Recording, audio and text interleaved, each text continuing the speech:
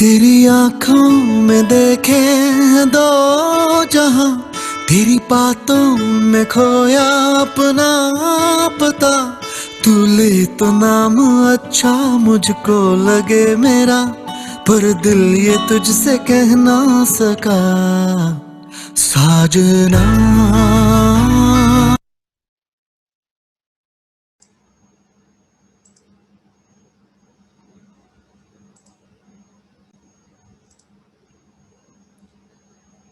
मानिक मोती कंचन हिंदी, तिलक राष्ट्र का चंदन हिंदी, अपनों से भी अपनी लगती रेशम सा एक बंधन हिंदी, श्रेष्ठ सरल सुंदर संस्कारी मिश्री सा संबोधन हिंदी, भाषाओं के वन उपवन में सरस और सम्मोहन हिंदी।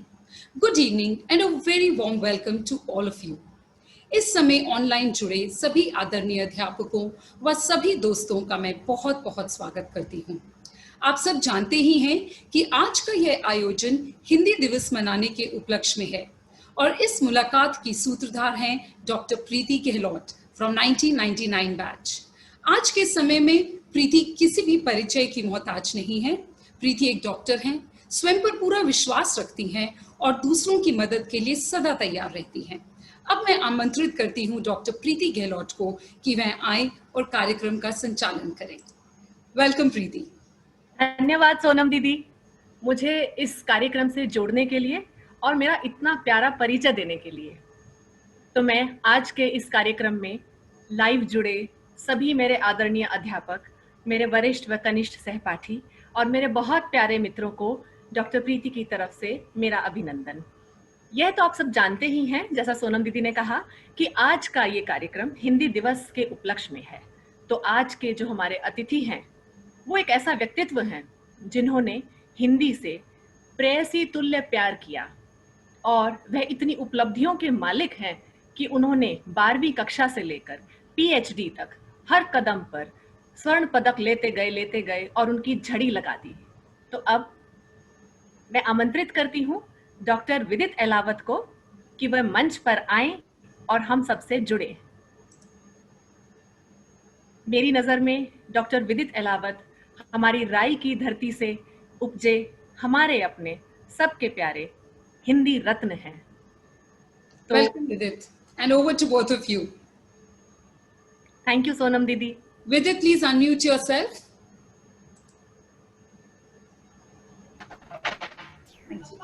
तो दर्शकों स्वागत कीजिए, स्वागत है आपका डॉक्टर विदित अहलावत।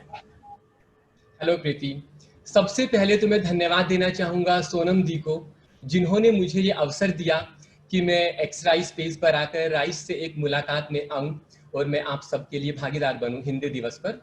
सोनम दी, आपका दिल से शुक्रिया। और उसके बाद मैं शुक्रिया अदा करना चाहूँगा प्रीति का, जिन्होंने मेरा परिचय इतना उत्तम दिया कि शायद मुझे भी सुनने में लग रहा था कि शायद वो मैं नहीं हूँ। तो बहुत बहुत धन्यवाद प्रीति आज के इस कार्यक्रम में मेरा परिचय कराने के लिए। थैंक यू विदित। मैं लोगों से मुलाकातें करती हूँ, उनके लम्हे याद रखती हूँ। मैं बातें भूल भी जाऊं, मैं हमेशा उनके लहजे याद रखती हूँ। और लहजे की बात पर यकीन मानिए कि राई के सभागार में इतने साल आप और मैं एक मंच पर सभी प्रतियोगिताओं में साथ साथ आते रहे और आपका लहजा एक ऐसा है जो मैं कभी नहीं भूल पाई। और मुझे इतनी खुशी हो रही है कि इतने सालों बाद हम आज फिर से इस मंच पे एक साथ बैठे हैं।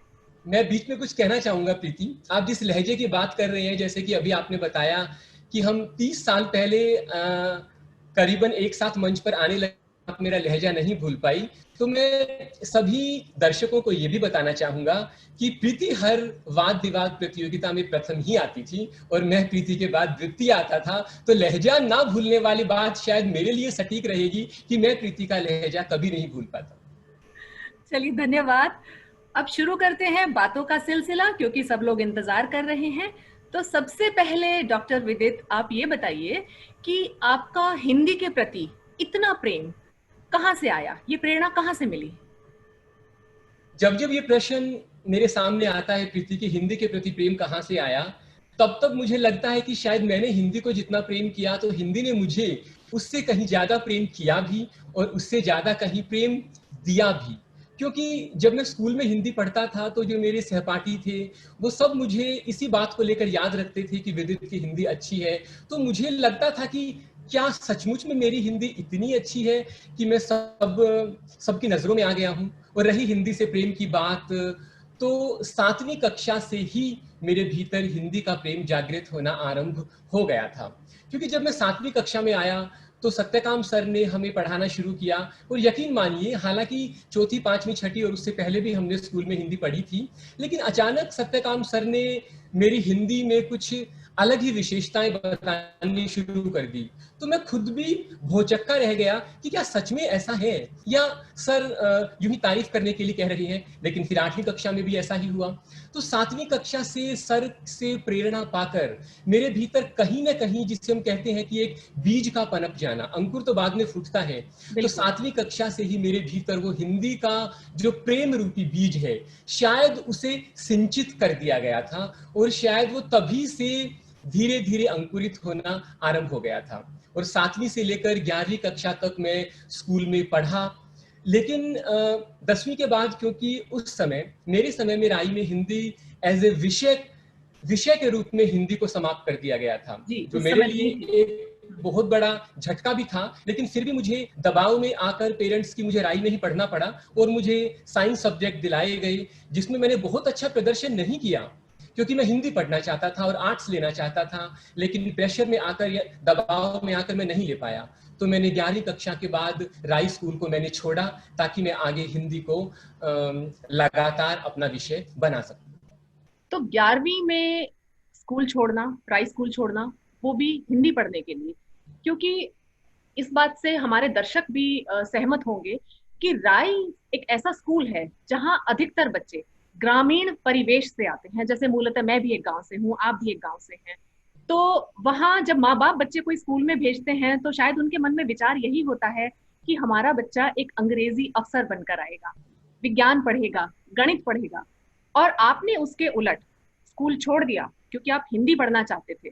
तो माँ बाप को तो झटका लगा होगा, तीखी प्रतिक्रिया रही होगी, और कहीं ना कहीं जो मैं समझती हूँ अपने घर को सोचते हुए, माँ बाप के लिए ये एक सामाजिक प्रतिष्ठा का भी विषय रहा होगा कहीं ना कहीं।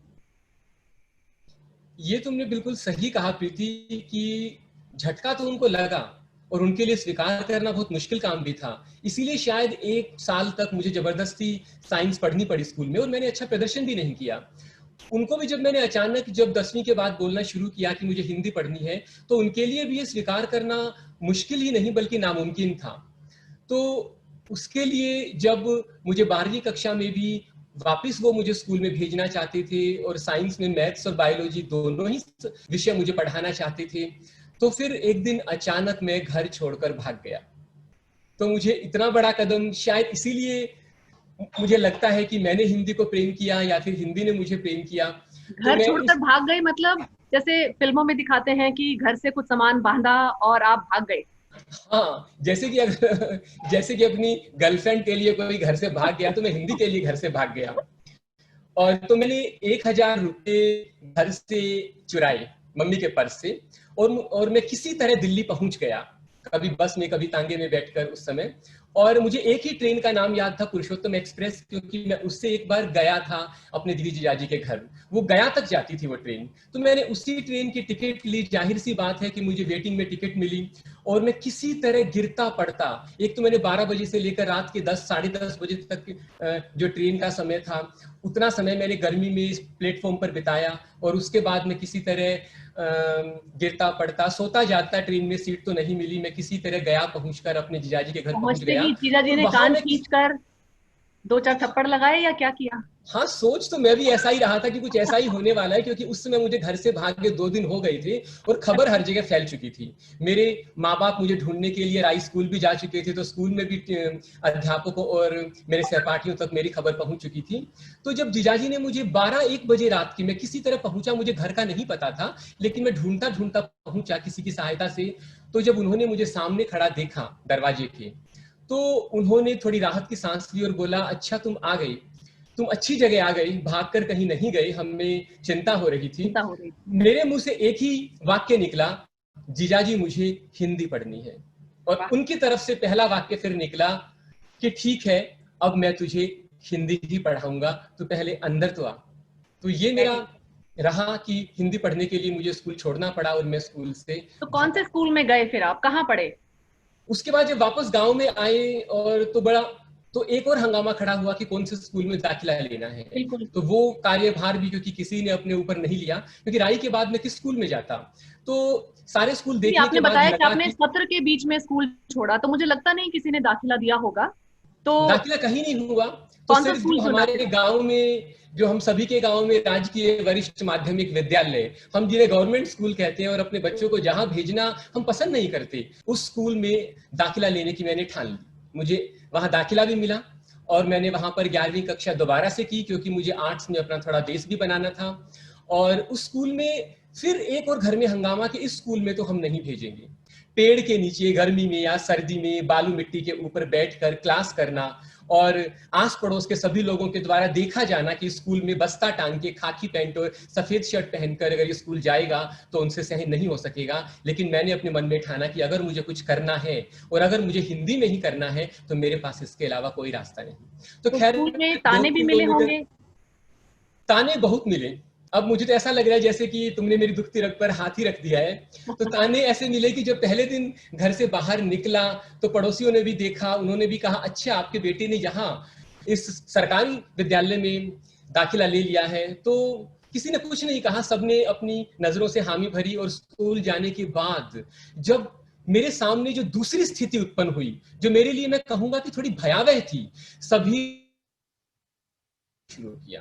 मुझे क्लास में पीछे से चौक मारने शुरू किए, मुझे कागज रोल करके मेरी तरफ फेंकने शुरू किए और मेरे ऊपर मिट्टी भी डालनी शुरू की। पीछे से ताने कसे गए, तंज कसे गए कि अच्छा राई से आकर ये यहीं पढ़ना था तो फिर राई में क्यों गया था। अपने आप को बड़ा महारथी समझता था, लेकिन मैंने कभी किसी भी प्रश्न का उत्तर नहीं दिया। मैं चुपचाप अपनी क्लास करता और वापस घर में आकर अपना पढ़ना शुरू करता, क्योंकि मेरे पास कोई रास्ता नहीं था। तो तब एक बड़ा अच्छा वाक्य और तंज के ऊपर ही कि एक बच्चे ने बोला पीछे से कि ये जवाब तो किसी को नहीं देगा। मुझे कुछ दिन हो गए थे और मैंने किसी को कोई जवाब नहीं दिया, ना मैं किसी से बात करता था, क्योंकि ये गिल्ट लगा लो या कुछ भी कि उस स्कूल में आकर थोड़ा बहुत तो मेरे भीतर था, पर मुझे था कि कुछ करना है मुझे, और मैं यहाँ से कैसे करके आगे जाऊंगा मुझे समझ नहीं आ रहा था। मैंने डिसीजन तो ले लिया था, मैंने अपना निर्णय तो दे दिया था, लेकिन समझ में आना मेरे लिए थोड़ा मुश्किल काम था। तो एक बच्चे ने बोला कि ये बड़ा एक ने बोला कि सीधा है इसलिए जवाब नहीं देगा। तो फिर तीसरे बच्चे ने बोला अरे सीधी छिपकली ज्यादा मच्छर खाती है। हरियाणवी में बोलो तो उसने बोला कि शुद्ध छिपकली घने मच्छर खावे है। और भीतर तक मुझे कटारी की तरह वो बात लग गई, लेकिन मैंने जवाब नहीं लेकिन दिया। मैं अपने सभी दर्शकों को बता दूं कि ये जो सूधी छिपकली है, इसने सच्ची में सारे मच्छर खा लिए। वो कैसे? क्योंकि इन्होंने सारे स्कूल के जितने भी अंक थे वो ये अकेले ले गए, और इन्होंने पूरा हरियाणा में इन्होंने टॉप किया। और न सिर्फ टॉप किया, बल्कि गवर्नर्स गोल्ड मेडल भी इनको 12वीं क्लास में हरियाणा बोर्ड टॉप करने के लिए मिला। तो विदित, जब आपने गवर्नर्स मेडल ही ले लिया 12th क्लास में, तो मुझे लगता है कि जो आपका दिल्ली विश्वविद्यालय में हिंदी की शिक्षा अर्जित करने का सपना था, वो तो मुझे लगता है दिल्ली वाले खुद ही थाली में आमंत्रण लेकर आ गए होंगे कि आ जाइए हमारे कॉलेज में। इतने मेधावी छात्र कहाँ मिलते हैं? देखो प्रीति, ये सुनने में जितना अच्छा लगता है, क्योंकि आज हम जहां पहुंच जाते हैं, वर्तमान हमें जितना अच्छा लगता है, तो मुझे लगता है कि अतीत को कुरेदना पड़ता है। अतीत उतना ही थोड़ा खतरनाक, या मैं कहूं कि थोड़ा भयावह होता है, और हर व्यक्ति अपने अतीत को कुरेदना नहीं भी चाहता। तो उसके लिए मुझे उसके बाद और मुसीबतों का सामना करना पड़ा। मैं इतने अच्छे अंक लेने के बाद भी मुझे पता चला कि सीबीएसई बोर्ड वालों का तो एडमिशन बिना वेरिफिकेशन के हो जाता है, क्योंकि उस समय इंटरनेट तो नहीं था कि वो हर किसी की मार्कशीट वेरीफाई करें, और मेरी भी वेरीफाई करें हरियाणा बोर्ड से। तो उन्होंने हरियाणा बोर्ड वालों के लिए एक शर्त रखी थी कि वो हरियाणा भवन में जाकर दिल्ली में रेजिडेंट कमिश्नर जो आईएएस ऑफिसर होता है, उससे आपको अटेस्ट करवा के लाना पड़ेगा। अब उससे सत्यापित करवाना मेरे लिए बहुत टेढ़ी खीर थी। उन्होंने जाते ही मना कर दिया कि मुझे क्या पता कि आपकी जो मार्कशीट है वो असली है या नकली है। तो यकीन मानिए प्रीति, मुझे 2 हफ्ते लग गए। पहली लिस्ट के बाद दूसरी, तीसरी, चौथी लिस्ट आ गई और मेरा पहली लिस्ट में नाम था, और सीटें भी फुल हो गई। उसके बाद उन्होंने कहा कि आप अपने डिस्ट्रिक्ट मजिस्ट्रेट से झज्जर से अगर सिग्नेचर करवा लाएंगे तो मैं सिग्नेचर कर दूंगा, पर डिस्ट्रिक्ट मजिस्ट्रेट ने भी मना किया। तब मुझे 13वें 14वें दिन अचानक एक बच्चे के उन्होंने साइन किए थे, रेजिडेंट कमिश्नर ने। तो मैंने उससे पूछा कि आपने साइन कैसे करवाई, तो उसने बोला कि किसी मंत्री के सिफारिश के बाद मेरे सोनीपत के डीसी ने साइन किए और फिर इन्होंने साइन किए। तो मैंने उसकी मार्कशीट की फोटोकॉपी ली कि जहां उसके डीसी के साइन थे, और मैंने वो मार्कशीट अपने झज्जर के डीसी को दिखाई कि सर डीसी साइन करते हैं तभी हमारा एडमिशन होगा, प्लीज साइन कर दीजिए, एडमिशन की डेट जा चुकी है। उन्होंने साइन किया, फाइनली मेरा काम हुआ आखिर में, और मेरा दिल्ली विश्वविद्यालय में हिंदू कॉलेज में बड़ी मुश्किल से, क्योंकि सारी चिंता बढ़ रही थी और लिस्ट पे लिस्ट दिल्ली यूनिवर्सिटी की निकलती जा रही थी, और फिर मेरा समझा। मैं ये कहूंगी कि अंत भला तो सब भला। तो आपकी ये, हालांकि ये दुर्भाग्यपूर्ण बात थी कि हरियाणा एक राज्य होते हुए जिसकी प्रमाणित एक मार्कशीट को एक विश्वविद्यालय फिर से प्रमाण चाहता है उसके लिए, तो मेरे ख्याल से कहीं ना कहीं अपने आप में एक दुर्भाग्यपूर्ण घटना रही। लेकिन जैसा मैंने कहा कि अंत भला सो भला, तो अब आप अपने सपनों की दुनिया हिंदू कॉलेज पहुंच गए। तो अब ये बताइए कि हिंदू कॉलेज में आपका सफर कितना हसीन रहा, और सफर हिंदी वाला, शायद उम्मीद करती हूँ अंग्रेजी वाला सफर तो नहीं ना? सफर देखो प्रीति, मुझे लगता है कि जैसे तुम्हारी बातों से सपनों की बातें हो रही है, हसीन की बात हो रही है, तो सब कुछ अच्छा अच्छा लगता है, क्योंकि सपने मैंने भी लिए, खुली आंखों से भी लिए, बंद आंखों से भी लिए। लेकिन इतना कुछ होने के बाद भी जब मुझे पहली लिस्ट में हॉस्टल में एडमिशन मिल गया, और उसके बाद मैं अपना सामान लेने के लिए घर पहुंचा, और मुझे वापस दिल्ली आना था सोमवार को, तो शायद वो कहते हैं कि सपने बिखरते भी हैं, सपने टूटते भी हैं, लेकिन सपनों को संजोने वाला, उन्हें समेटने के लिए जो आपके अदम्य जिजीविषा है वो आपके भीतर होनी चाहिए। तो कुछ ऐसा ही मेरे साथ हुआ। तो मैंने हिंदू न्यूज़पेपर में, द हिंदू में खबर पढ़ी कॉलेज आने से पहले कि 2 फर्जी एडमिशन हिंदू महाविद्यालय में हुए, और मेरे पूरे घर वालों ने खबर पढ़ी और मुझे दिखाई कि तुम्हारे अच्छे महाविद्यालय में, हिंदू कॉलेज में 2 फर्जी एडमिशन, कैसा है तुम्हारा कॉलेज? तो वो मजाक में बात चली। खैर मैं कॉलेज आ गया। कॉलेज आने के बाद जब हॉस्टल गया तो वार्डन से मुझे आदेश मिला कि आपको ऑफिस में बुलाया गया है 2 दिन पहले से ही। और मैं ऑफिस गया सीधा, और ऑफिस में जाते ही उन्होंने, बड़ा नाटकीय सीन हुआ मेरे साथ। तो आप कह रही है ना सपने और वो हसीन चीजें, तो वहां सपने मेरे धरती पर आकर गिर गए। तो उन्होंने अचानक से दरवाजा बंद कर लिया, और उन्होंने एकदम से बोला कि यही वो चोर है, यही वो आदमी है जिसने फर्जी दाखिले किए हैं। और उसके पश्चात उन्होंने पुलिस को फोन कर दिया। तब मुझे पता चला कि मेरे अगेंस्ट तो प्रिंसिपल ने पक्की एफआईआर सबमिट करवा रखी है, और फर्जी एडमिशन का जो दावेदार है वो पूरा मेरे ऊपर है, अपराधी मैं हूं। पुलिस आई, और पुलिस ने आते ही मेरे हाथों में हथकड़ियां डाल दी। पहली बार मेरे हाथ में हथकड़ियां डली। तो ऐसा नहीं है कि वो हथकड़ियां फूल जैसी लगी हिंदी के प्रेम में, वो वास्तव में मुझे हथकड़ियां लगी, और मैं रोने लगा। सारा वाक्य समझ में, स्तब्ध हूँ आपकी बात सुनकर कि हथकड़ी पहनाया जाना, कॉलेज में जाने पे अपराधी की तरह घेर लेना। लेकिन ये बताइए, ये इल्जाम था क्या? अब तक मुझे समझ नहीं आ रहा आपकी। देखो, मैं अगर वास्तविक बताऊं प्रीति, समझ तो मुझे भी नहीं आया था। खैर मैं अब समझा सकता हूं। ये इल्जाम था कि किसी एक मेरे सीनियर ने, मेरे बहुत अजीज ने, मेरा आई कार्ड मुझसे ले लिया था। पहले हैंड रिटन आई कार्ड देने होते थे, उसमें मेरा नाम नहीं लिखा था, ना फोटो लगा था, और वो आई कार्ड उसने लेकर फिर मुझे कह दिया था कि आई कार्ड गुम हो गया है, दूसरा बनवा लेना, और मैं घर चला गया। और वो आई कार्ड उन फर्जी लोगों को दे दिया गया क्योंकि उनके एडमिशन करवाए थे, और वो फर्जी एडमिशन पकड़े गए। आई कार्ड मेरा पकड़ा गया, तो देखा गया कि आई कार्ड तो ओरिजिनल है, असली है। फिर जो रजिस्टर में चेक हुआ कॉलेज रिकॉर्ड्स में, तो आई कार्ड मेरे नाम पर इशू था, विदित अहलावत के नाम पर इशू था। तो सीधी एफआईआर मेरे नाम की गई। तो ये केस था, और पूरा शक का दायरा ही नहीं बल्कि अपराधी के कटघरे में मुझे ही खड़ा कर दिया गया। तो उसके बाद जब आप कहते हैं तो केस मतलब क्या, कोर्ट कचहरी वाला केस? कोर्ट कचहरी, मैंने 3 साल कोर्ट कचहरी के चक्कर काटे। मुझे कोर्ट में पेश किया गया बिल्कुल फिल्मी स्टाइल की तरह भी। फिर मैंने, पुलिस जब मुझे हथकड़ी पहनाकर ले जाने लगी तो मुझे लगा मोबाइल फोन्स भी नहीं होते थे, मैं घर कैसे इन्फॉर्म करूं। मैंने उन्हें रोक कर, चिल्ला कर कहा कि कम से कम मुझे एक फोन करने का तो अधिकार है, मैं एक फोन तो करूं किसी को बताने के लिए कि आप मुझे कहां लेकर जा रही हैं। बिल्कुल। तो उन्होंने मुझे एक फोन के लिए अनुमति दी, मुझे हॉस्टल ले गए हथकड़ी पहनाकर। एसटीडी बूथ से मैंने घर फोन किया। खैर जिस भी तरह से फिर माँ बाप और भाई मेरे पुलिस स्टेशन पहुंचे, और जमानत देकर बड़ी मुश्किल से रात के समय मुझे छुड़ाकर वो वापस घर लेकर गए। फिर घर जाकर मैंने फिर हंगामा किया कि मैं दुजाना कॉलेज में एडमिशन लूंगा, क्योंकि प्रिंसिपल की तरफ से लगातार दबाव आ रहा था और क्लर्कों की तरफ से भी लगातार दबाव आ रहा था। कि मैं एडमिशन कैंसिल करवाऊं। तो ये खत्म कैसे और हुआ सारा मामला, आप इससे बाहर कैसे निकले? इससे बाहर 3 साल लगे मुझे निकलने के लिए। मैंने कोर्ट कचहरी के चक्कर काटे और पूरा थर्ड ईयर के एग्जाम से पहले तक मेरा केस चला। वो मुझे 30,000 कोर्ट में पेश किया गया, जो मेरी आखिरी पेशी थी। तो उसके लिए मैं बताऊंगा कि पूरा नाटकीय मूवीज की तरह सीन था। और मुझे कटघरे में एक तरफ खड़ा किया गया और वकील ने बोला कि आपको सिर्फ हाँ या ना में जवाब देना है। मेरे लिए बड़ा मुश्किल हुआ। वकील ने बोला कि आई कार्ड आपका है। मैंने बोला आई कार्ड मेरा है। उन्होंने बोला आई कार्ड आपने अपने हाथ से दिया जिसको भी दिया। मैंने बोला हाँ, आई कार्ड मैंने अपने हाथ से दिया जिसको नहीं। उन्होंने बोला अपने हाथ से दिया। मैंने बोला हाँ।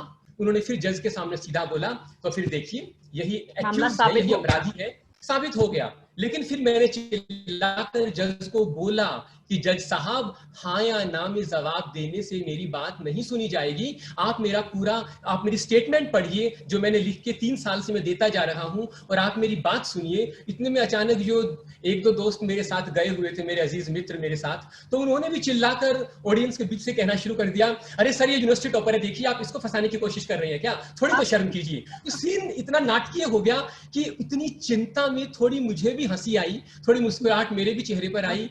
खैर, लेकिन अंत भला जो अभी तुमने बोला कि मेरा केस रफा दफा हुआ और मैं अपराधी साबित नहीं हुआ। और उसके बाद एकदम बाद मेरे थर्ड ईयर के एग्जाम्स थे, और किसी तरह 3 साल में पहली बार शायद मैंने बड़े सुकून से अपने तीसरे साल के एग्जाम्स दिए। और मैं दर्शकों को बता देती हूँ कि देखिए, तब तो मैं हूं ही और आप भी होंगे इनकी कहानी सुनकर, क्योंकि इतना छल, बेइज्जती, धोखा और मानसिक तनाव, जो कि मैं कल्पना भी नहीं कर सकती कि आप किन हदों से गुजरे होंगे उन 3 सालों में।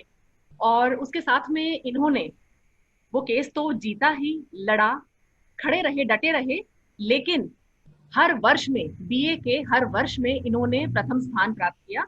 और आखिर में दिल्ली विश्वविद्यालय के जब सारे कॉलेजेस के नंबर देखे गए तो डॉक्टर विदित अहलावत ने पूरे दिल्ली विश्वविद्यालय में टॉप किया, और वो भी थोड़े नंबरों से नहीं, बहुत फासले वाले नंबरों से। और उसके बाद जैसा मैंने बताया कि न सिर्फ इन्होंने हिंदू कॉलेज में करा, बल्कि फिर ये हर लेवल पर वही गोल्ड मेडल लेते चले गए।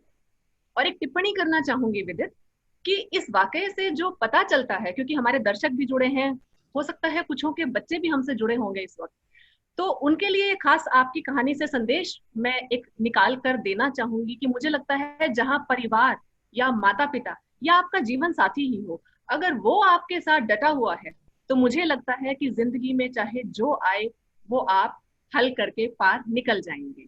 बिल्कुल बिल्कुल। तो अब ये बताइए विदित, आपने जो इतना कुछ उपलब्धियां रही आपकी, तो आप क्या बनना चाहते थे उस वक्त?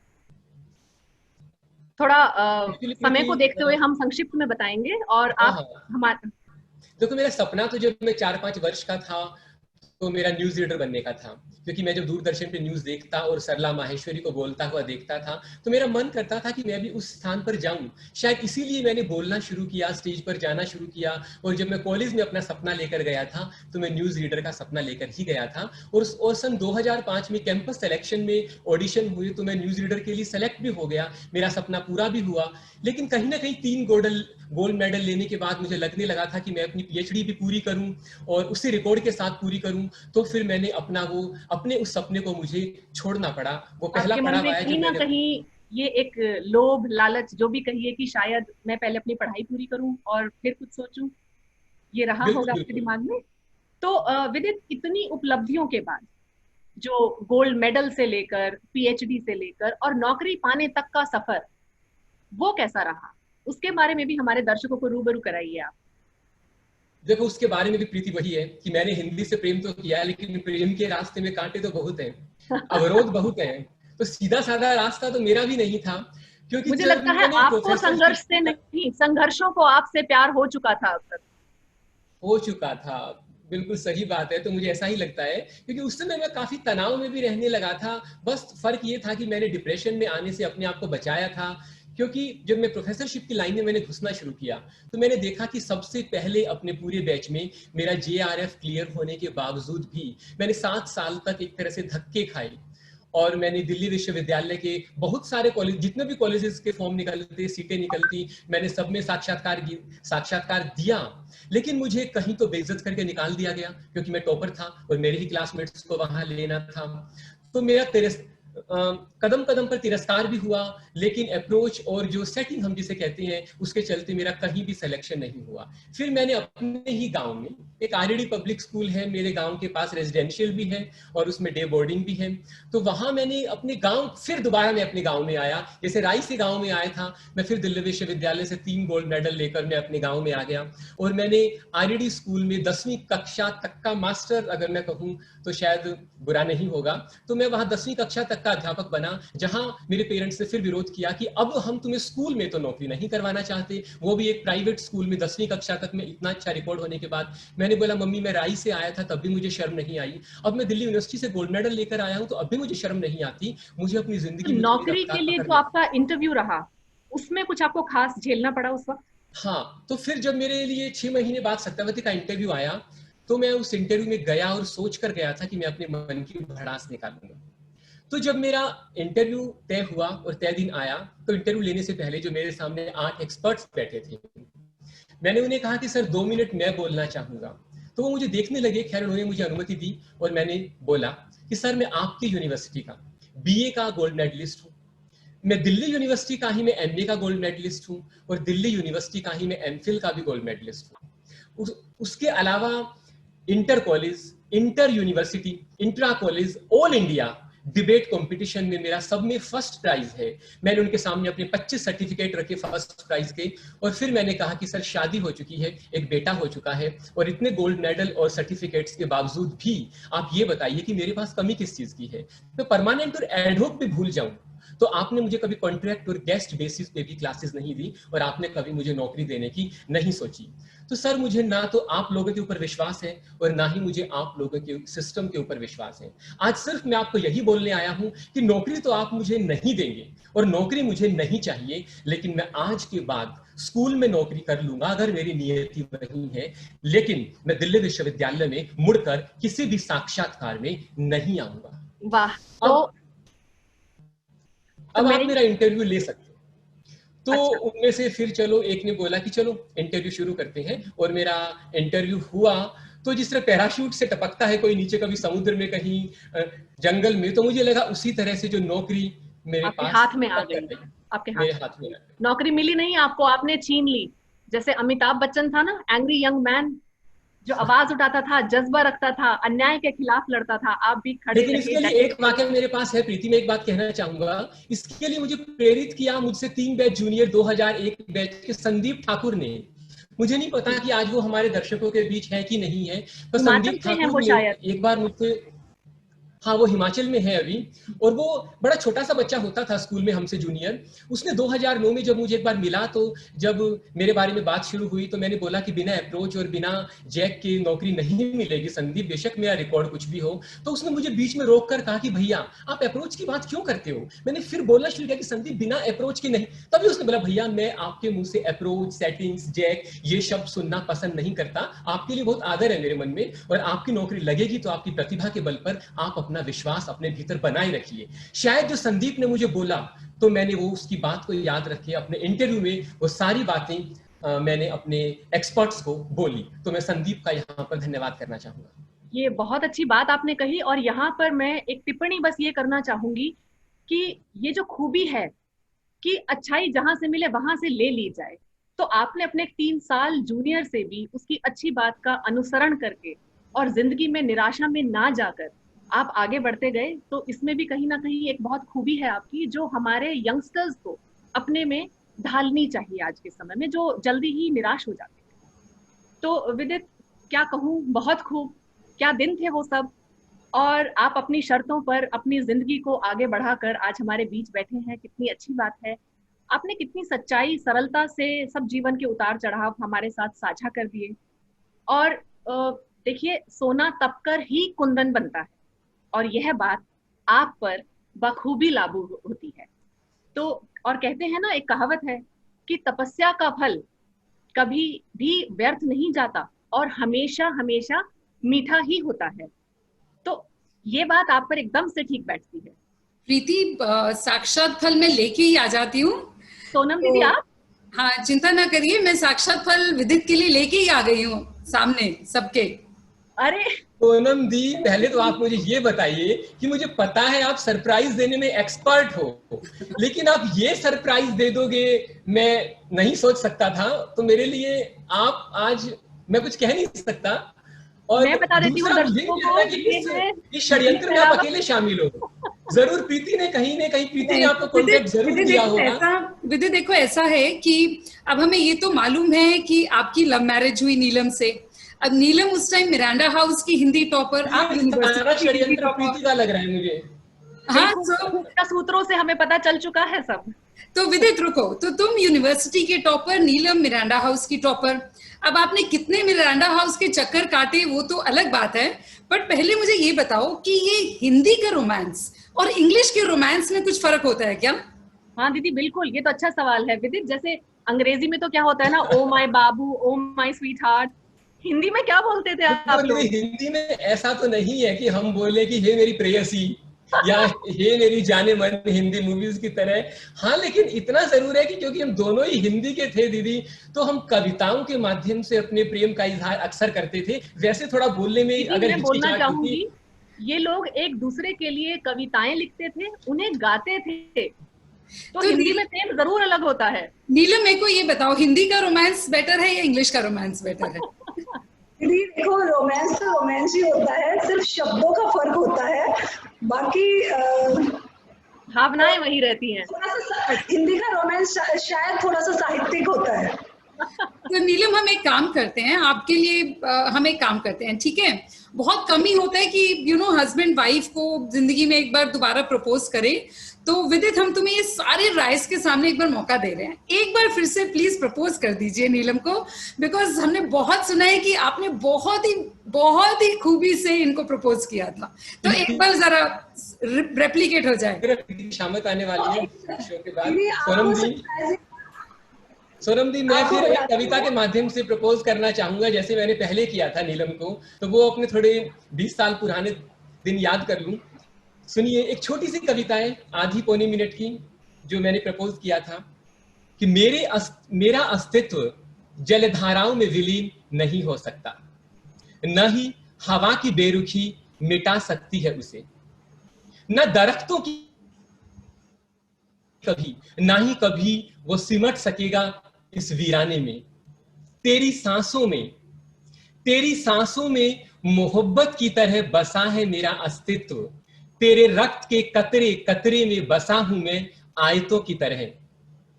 निकाल पाओगी मुझे अपने जिंदगी की सलवटों से? क्या निकाल पाओगी तुम मुझे अपनी जिंदगी की सलवटों से? अगर नहीं निकाल, तो समेट लो मुझे अपनी रूह में आज। मिटा दो मेरे अस्तित्व को अपने अस्तित्व के भीतर। तुम हो मेरा आदि सृजन, मेरा पंचतत्व भी तुम हो, मेरा पंचतत्व भी तुम हो। नीलम, मेरा प्रपोजल जैसे दीदी ने बोला तो स्वीकार करो। क्या तुम मेरा प्रपोजल स्वीकार करोगी?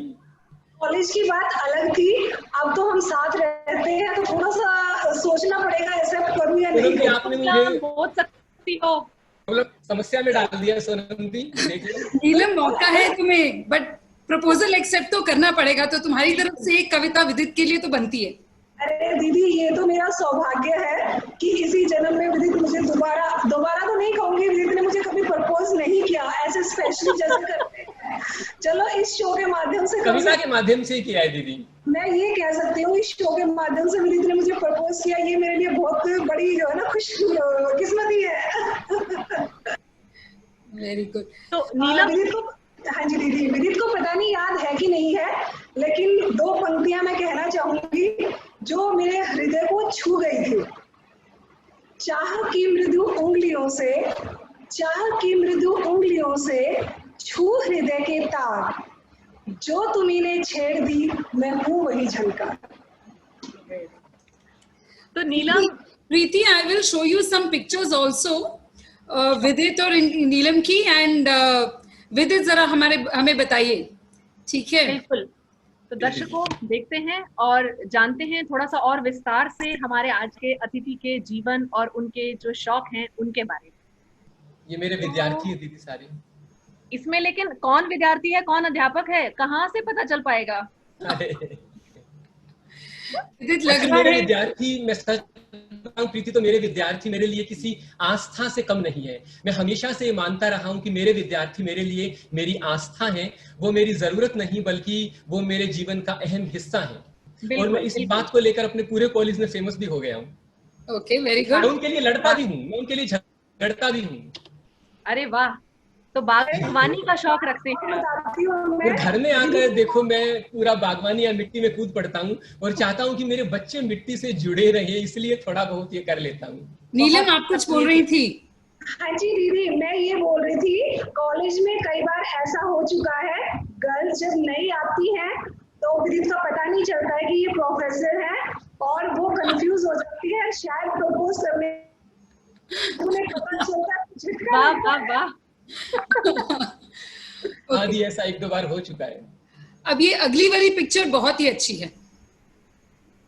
अरे दी, ओहो, इस दिन का इंतजार मुझे पूरे साल रहता है, क्योंकि इस दिन विदित हर साल मुझे मेहंदी लगाते हैं, बड़े प्यार से लगाते हैं। क्या बात है, क्या बात है। बहुत ही सुंदर परिवार का छाया चित्र है आपका। Thank you for sharing your personal moments with us, Vidit and Neelam. Thank you very much. धन्यवाद दीदी। Okay, so Preeti, I think everyone's now waiting for the inter-house Hindi poem competition. तो अब तो हम चलते हैं, and Vidit, please हमारे साथ मंच पे बने रहिए. We'll call you again. जी दीदी। तो हमसे जुड़े सभी दर्शकों के लिए घोषणा है एक बार कि जो दर्शक अंत में सवाल पूछना चाहते हैं तो वो हैंड्स अप आइकन पर क्लिक कर सकते हैं, साथ में चैट बॉक्स में भी लिख सकते हैं, लिख भी रहे हैं, मैं देख रही हूँ। और कार्यक्रम के अंत में जब सबका वीडियो ऑन करने का मौका दिया जाएगा तो आप सब अपने सवालों के साथ तैयार हैं। तो अब हम आगे बढ़ते हैं अपने कार्यक्रम के उस पड़ाव पर जिसका सबको बहुत ही बेसब्री से इंतजार है, और वह है अंतर सदन हिंदी स्वरचित काव्य पाठ प्रतियोगिता। वो स्कूल के दिन जैसे कल की ही बात हो, दिल बरबस ही पहुंच जाता है राई के उन गलियारों में। वो खेल के मैदान, मेस, हॉस्टल, सभागार, और वो दिल खोल कर हंसना बैठ संग अपने यारों के। तो सबसे पहले मैं आमंत्रित करना चाहती हूँ हमारी आज की निर्णायक मंडली को, जो कि हैं हमारे सबके प्रिय श्री सत्यकाम यादव सर। सर आप लोग आते जाइए, हमारे साथ जुड़ते जाइए। हमारी चहेती श्रीमती सुरेश मल्होत्रा मैडम और 1992 बैच के सूर्य सदन के श्री दीक्षांत सहरावत को आप सभी का स्वागत है। सर व मैम, आप प्लीज अपना वीडियो ऑन करिए और हमारे साथ जुड़ जाइए। दर्शकों, Shri Satyakam Yadav sir, ma'am Malhotra madam को तो हम बचपन से ही जानते हैं। वो किसी के भी परिचय की मोहताज नहीं है, हम सबकी शिक्षा का आधार है ये। लेकिन मैं बहुत उत्सुक हूँ क्योंकि हमारे आज के कार्यक्रम की खोज है श्री दीक्षांत सहरावत, जो कि IIM से पास आउट हैं, MBA गुरु नामक संस्थान के संस्थापक हैं और एक प्रसिद्ध गीतकार हैं, जिन्होंने अनेकों हिंदी फिल्मों में डॉक्टर पलाश सेन की एल्बम यूफोरिया में अपने गीत दिए हैं, उनको गीतों को शब्द दिए हैं। तो मैं आप सबको मंच पर बुलाना चाहूंगी, अपना वीडियो ऑन करिए और हमारे दर्शकों के साथ जुड़ जाइए। और साथ ही साथ मैं मंच पर बुलाना चाहूंगी आज के प्रतिभागियों को, जो हैं अर्चना गुलिया, डॉक्टर अर्चना भारती, मेजर योगेश दहिया और बलजीत सिंह। आप सब भी मंच पर आइए और हमसे जुड़ जाइए।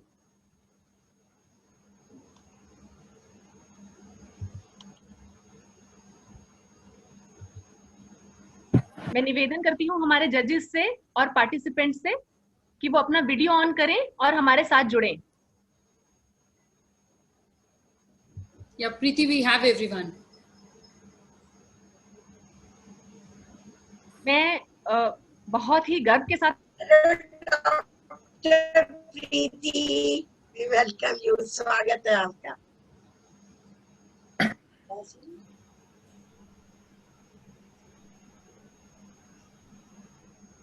अनुमति चाहूंगी मैं प्रतियोगिता शुरू करने के लिए।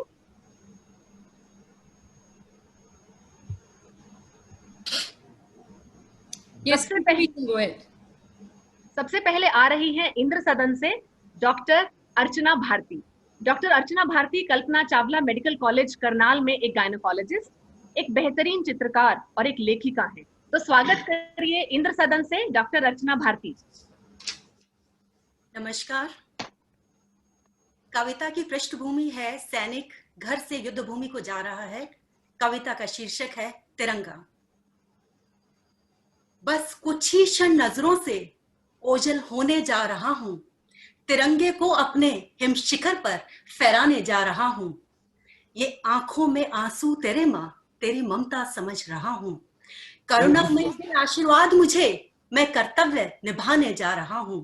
बस कुछ ही क्षण नजरों से ओझल होने जा रहा हूं, तिरंगे को अपने हिम शिखर पर फहराने जा रहा हूं। यूं सूनी आंखों से न देखो प्रिय, दिल में तुम्हारी तस्वीर लिए जा रहा हूं। हर वादे का ध्यान मुझे, मैं जल्द निभाने आ रहा हूं।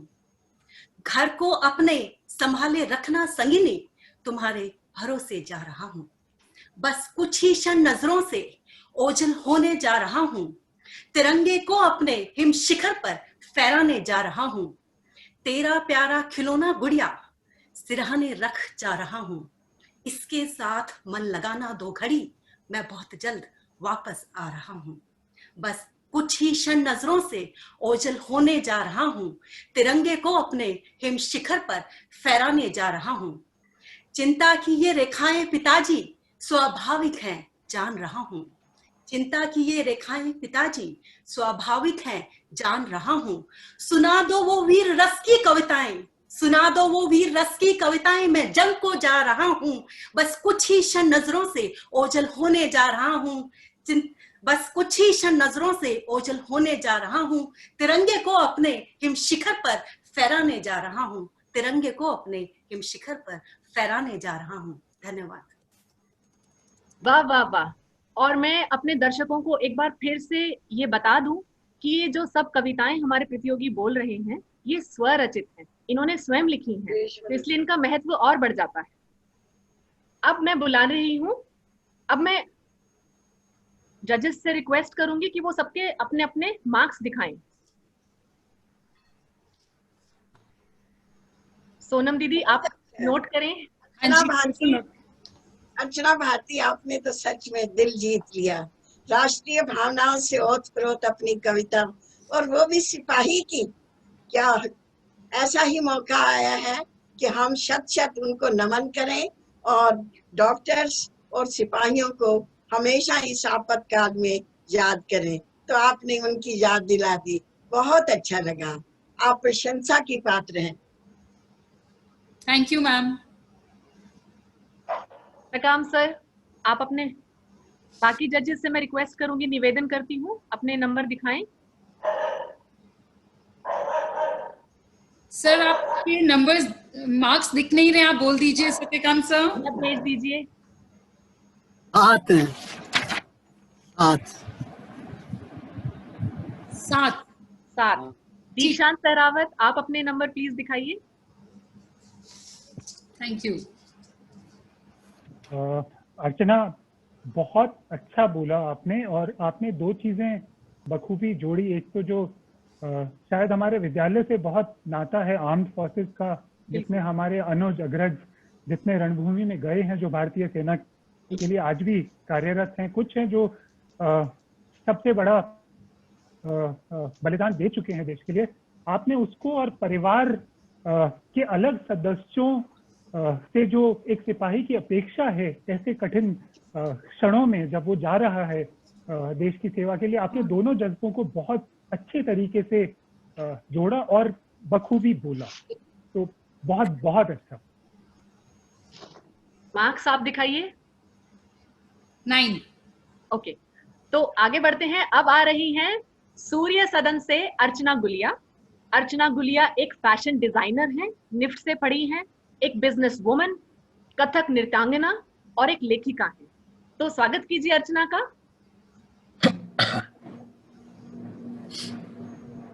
नमस्कार।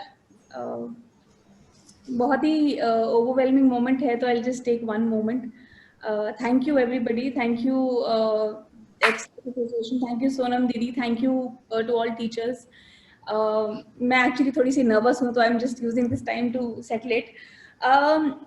So जो मेरी poem है, इसका शीर्षक है तुम्हारे हिस्से की मेरी कहानी. तो मैं विदित की बात से एक्चुअली थोड़ा सा एक पॉइंट लेके I would want to speak about that कि मैं भी पास्ट में जाती हूँ और वहाँ से बहुत कुछ मोमेंट्स को निकाल के मैं उनके बारे में लिखती हूँ, उनको सोचती हूँ. और मैं हिंदी और इंग्लिश दोनों में लिखती हूँ, तो थोड़ा सा आई ऑलरेडी अपोलोजाइज कि मेरी हिंदी शायद इतनी सुंदर नहीं होगी जितनी बाकी पार्टिसिपेंट्स की होगी, क्योंकि मैं सिर्फ नॉर्मल जो हम बातें करते हैं आपस की वो वाली हिंदी मुझे लगता है कि मेरी है. यहाँ पे सबको सुन के मुझे लग रहा है कि आप लोग बहुत अच्छे हैं हिंदी में. मैं बस कोशिश करती हूँ. तो ये जो कविता है ये एक्चुअली मेरी एक्चुअली सारी कविताएं या राइटिंग्स मेरे रिलेशनशिप से या कोई मोमेंट जो मुझे बहुत इम्पैक्ट किया हो उससे निकलती हैं. तो ये एक ऐसी कविता है, ये मेरे जीवन साथी के लिए है कि मैं कैसा जीवन जी रही हूँ और कैसा अपना फ्यूचर अपने जीवन साथी के साथ चाहती हूँ. तो अबाउट मतलब अभी तक का पूरा सही हुआ है, आई होप आगे भी हो. तो I would want to present now तुम्हारे हिस्से की मेरी कहानी. तुम देखना सपने नए, मैं सहेजूंगी यादें पुरानी. तुम उड़ के देखो उड़ान कहाँ तक, मैं देखूंगी गहराई कितनी. तुम समेटना भीतर सब कुछ, मैं संभाल लूंगी बाहर की कहानी. देखो तुम समेट लेना भीतर सब कुछ, मैं संभाल लूंगी बाहर की कहानी. तुम बांचना सफर के पड़ाव, मैं बताती रहूंगी राहें कमानी. जिंदगी थोड़ी तुम जीना, बाकी मैं पी लूंगी. जिंदगी थोड़ी तुम जीना, बाकी मैं पी लूंगी. थोड़ी तुम गुनगुनाना, बाकी मैं गा लूंगी. कभी तुम बनाना मैं बिगाड़ दूंगी, कभी तुम्हारी बिगड़ी संवार लूंगी. तुम जोड़ते रहना अपना हिस्सा, हमेशा हमेशा बेहिसाब देना और बस देखो गिना चुना लेना. तुम्हारे हिस्से से ही तो बनेगा मेरा किस्सा. देखो तुम संगीत का ध्यान रखना, मैं खिड़कियां खोल दूंगी. आवाज थोड़ी धीमी रखना वरना मैं कुछ बोल दूंगी. थोड़ी कहकर थोड़ी सुनकर बना ही लेंगे हर शाम सुहानी. बुढ़ापे में सुनाएंगे एक दूसरे को, धुंधली आंखों से नजरें उस तस्वीर पर टिकाए. लड़खड़ाते लबों की जुबानी, तुम्हारे हिस्से की मेरी कहानी. Thank you. वाह. तो फिर से मैं निवेदन करती हूँ हमारे जजेस को, कृपया अपने मार्क्स दिखाएं और अर्चना की कविता के बारे में. अर्चना, तुम्हारी श्रृंगार रस से परिपूर्ण और एक स्वस्थ गृहस्थ की कहानी आपने परिणय रूप में सुनाई. बड़ा अच्छा लगा. एक दूसरे में विश्वास और इससे अधिक क्या है अपनी गाड़ी चलाने के लिए. आपकी अनुभूति माधुर्य और ओज से युक्त थी और पूर्ण समर्पण आप करना चाहती हैं. इससे अच्छी क्या बात है. आप प्रशंसा की पात्र हैं. आपका प्रयास बहुत अच्छा रहा. Thank you ma'am. Satyakam sir please.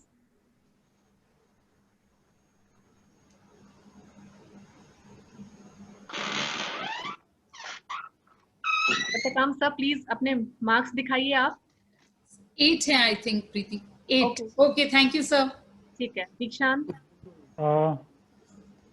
अर्चना, आपने शुरू में ही बोला कि शायद आपकी भाषा उतनी शुद्ध नहीं है जितनी बाकी लोगों की. सच बताऊं तो शुरू में विदित को और प्रीति को सुन के मैं भी डर सा गया था, क्योंकि इतनी शुद्ध भाषा का इस्तेमाल किए हुए तो अब दशकों बीत गए हैं, न सुनने को मिलती है न पढ़ने को मिलती है. बट आपके भाव बहुत ही परिपक्व, बहुत ही छूने वाले थे. तो शायद भाषा से जरूरी है कि आप क्या संदेश दे पाते हैं. और पोएट्री की एक चीज ये होती है कि रिसीवर के मूड पे बहुत डिपेंड करता है. अगर आप कभी वीर रस की कविता सुनाते हैं तो किसी को शायद उस वक्त उतनी अच्छी ना लगे क्योंकि वो किसी और ख्याल में है। इसी तरह से तो हम जब एक के बाद एक 4 प्रतिस्पर्धियों की कविताएं सुन रहे हैं तो बहुत मुश्किल हो जाता है एक जगह से दूसरी जगह तक जाना। बट बहुत ही अच्छा बोला आपने। मेरी तरफ से ये आपके अंक हैं। और बाकी सबके लिए मैं बता दूं कि ऐसा नहीं है कि मेरे पास यही एक प्रिंट आउट है, मेरे पास बाकी भी हैं। तो just to clarify on that, but बहुत बहुत अच्छा। Thank you, thank you, thank you Dikshant. अब बारी है वरुण सदन से बलजीत सिंह की। बलजीत सिंह हॉर्टिकल्चर में मास्टर्स और कृषि व्यापार में MBA हैं और अभी गुवाहाटी आसाम में Assam agri business and rural transformation नामक वर्ल्ड बैंक के एक प्रोजेक्ट का हिस्सा है।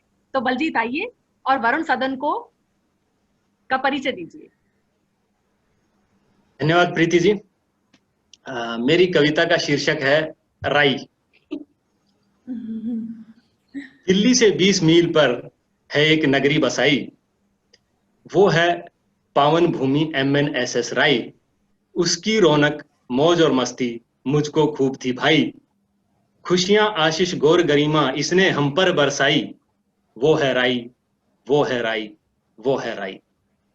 हिंदी माध्यम से हमने की थी पढ़ाई, प्रथम दिवस से शुरू हुई अंग्रेजी की रंगाई, द्वितीय दिवस से विनयता में आरंभ हुई ढलाई, तृतीय दिवस से खेल कूद की हुई सिखलाई। वो है राई, वो है राई, वो है राई। 9 वर्ष की घोर कठोर तपस्या हुई संपूर्ण, कला नृत्य नाट्य संवाद सर्व कौशल किया ग्रहण, अंतरराज्य अंतरराष्ट्रीय स्पर्धाओं में पूरा भारत भ्रमण, मान सम्मान इज्जत शोहरत यश पाया पूर्ण। वो है राई, वो है राई, वो है राई। नतमस्तक हूं चरणों में उन गुरुओं के, जिनके कारण चूम रहा शीर्ष सफलता के। चाहूं दर्शन करना वारंवार उस पावन भूखे, लाल शाह है फिर से खेलूं आंचल आंगन में उसके। वो है राई, वो है राई, वो है राई। धन्यवाद। धन्यवाद बलजीत, आप बिल्कुल ही स्कूल वापस ले गए हम सबको। तो मैं जजेस से फिर से निवेदन करती हूँ, कृपया अपनी स्कोर दिखाएं। आपने तो हमारे विद्यालय को गौरवान्वित कर दिया। आप लोगों के तो प्यारे हैं ही, हमें भी राई जो है बहुत ही ज्यादा प्यारा है और आपने उसके विषय में सोचा, बहुत अच्छा लगा। थोड़ा उच्चारण और अच्छा होता तो बहुत ही अच्छा लगता। तपस्या नहीं है। और बहुत आपके विचार जो थे, जो भी आपने छोटे रूप में पूरी रंगारंग चित्रण कर दिया विद्यालय की प्रतिभाओं को भी, और वहाँ के जो हमारी विधाएं हैं, किस तरह हम पढ़ाते हैं, किस तरह हम खिलाते हैं, किस तरह हम संगीत सिखाते हैं, तो आपको एक संपूर्ण मानवतावादी इंसान बनाते हैं। धन्यवाद बलजीत, आपने बहुत अच्छा बोला। सत्यकाम सर, आप? हाँ जी। 9। दीक्षांत? धन्यवाद सर। धन्यवाद सर। एक दो चीजें। पहली चीज तो शायद हमारे अंक उतने मायने नहीं रखते। मैं देख रहा था कि अभी पीछे से उनकी बेटी या बेटा उनको शाबाशी दे रहे थे। मेरे ख्याल से इससे बड़ा कोई भी परिणाम नहीं हो सकता। व्हेन पेरेंट्स मेक वो देखना चाह रहे हैं समवन प्राउड। आप स्क्रीन पे ले आइए जरूर, अगर वो स्क्रीन मैं उनको लाना चाह रहा हूँ, वो शर्मा रही है। आइए, देखना चाह रहे हैं सब आपको। आइए आइए। भी राई में डालिए तभी राई सफल होगा। मैडम तैयारी है, वही तैयारी है। एक बार थोड़ा आगे। आपके स्कोर्स भी दिखाइए। हाँ, स्कोर मेरी तरफ से 8। और जिस तरह से पूरी जर्नी का एक निचोड़ निकाल के बोला, मेरे ख्याल से बहुत अच्छा था। जैसा मैंने कहा, बहुत मुश्किल होता है एकदम से मूड चेंज करना। जिस तरह की लय में पहली कविताएं आ रही हैं, शायद जो पहले प्रतिभागी थे उनको ये मुश्किल रहती है कि वो शून्य में प्रवेश करते हैं और वो समा बांधते हैं और माहौल बनाते हैं, और बाद में आने वालों के लिए ये दिक्कत रहती है कि पहले से एक समा होता है, आपको उससे अलग कुछ करना होता है। तो शायद ये मार्क्स बहुत कम जरूरी चीज है। ये हम थोड़े इंटर हाउस स्पिरिट के लिए औपचारिकता है। बिल्कुल, बट बहुत अच्छा बोला। Thank you. अब आखिरी प्रतियोगी हैं सोम सदन से major Yogesh Dahiya. Major Yogesh Dahiya ex hotel management व पूर्व सेना अधिकारी रहे। मेजर योगेश की 2 किताबें हिंदी में प्रकाशित हो चुकी हैं और तीसरी कतार में है। तो मेजर योगेश दहिया मंच पर आइए और अपनी कविता सुनाइए। सबको मेरा नमस्कार। एक महाभारत मेरे को थोड़ा ज्यादा पसंद है और उसकी एक काव्य बनाया है मैंने। उसका एक किस्सा है जो ना दिखाया गया, जो ना लिखा गया, वो मैंने अपने तरफ से इमेजिन किया, उसको कुछ चंद शब्दों में ढाला है, आशा आपको पसंद आएगा। वाक्या ये है कि जब कर्ण वीरगति को प्राप्त होकर स्वर्गलोक चले जाते हैं तो इंद्र उनसे क्या बात करते हैं। कविता पेश है। करबद्ध सब देव हो गए, स्वर्गलोक के कपाट खुले, देवलोक से उतरे थे वो, देवलोक को लौट चले। त्याग धरा को आज धरा से, पुरुषोत्तम व्योम को आते हैं, राधे हित आसन छोड़ सुरपति शीश झुकाते हैं। हे वीर वह छल मेरा अब तक हिया जलाता है, हे वीर वह छल मेरा अब तक हिया जलाता है, भीतर उठता है ताप सघन, मुझको निज झुलसाता है, मुझको नित झुलसाता है। वशीभूत होकर नियति के मैंने कुत्सित कर्म किया, छल से छला दानवीर को मैंने भारी अधर्म किया, मैंने भारी अधर्म किया। लज्जा भरी नैनों में तुमसे नयन न मिला सकता हूं, है ऋणी मेरा रोम रोम, ना अब मैं नयन उठा सकता हूं। ये मेरा कातर आनन, तुम दान की बहती धारा, दे दो दान क्षमा का मुझको, किसी विध पाऊं किनारा, किसी विध पाऊं किनारा। चुका सभी तुम ऋण आए हो, अब ऋण मुक्त मुझको कर दो, चुका सभी तुम ऋण आए हो, अब ऋण मुक्त मुझको कर दो। तर जाऊं मैं भी राधे, जो सिंहासन पर मेरे तुम अपने पग धर दो, तर जाऊं मैं भी राधे, जो सिंहासन पर मेरे तुम अपने पग धर दो। हे यशराज हे पौरुष के स्वामी, हे मनुज हे देव अकामी, हे यशराज हे पौरुष के स्वामी, हे मनुज श्रेष्ठ हे देव अकामी। चंद्र सूर्य जो शोभित जग में, चिरकाल तक तुम भी पूजे जाओगे जग में, चिरकाल तक तुम भी पूजे जाओगे जग में। धन्यवाद। धन्यवाद योगेश। फिर से मैं जजेस से निवेदन करती हूँ, मैम और सर।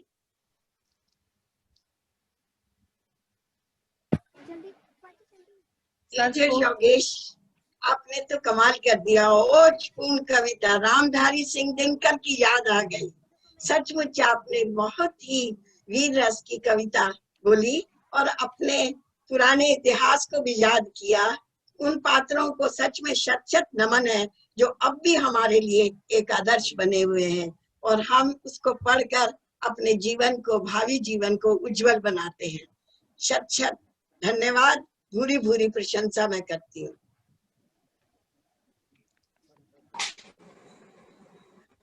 सर,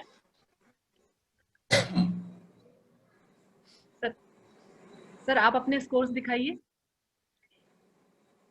बोल दो 7.5।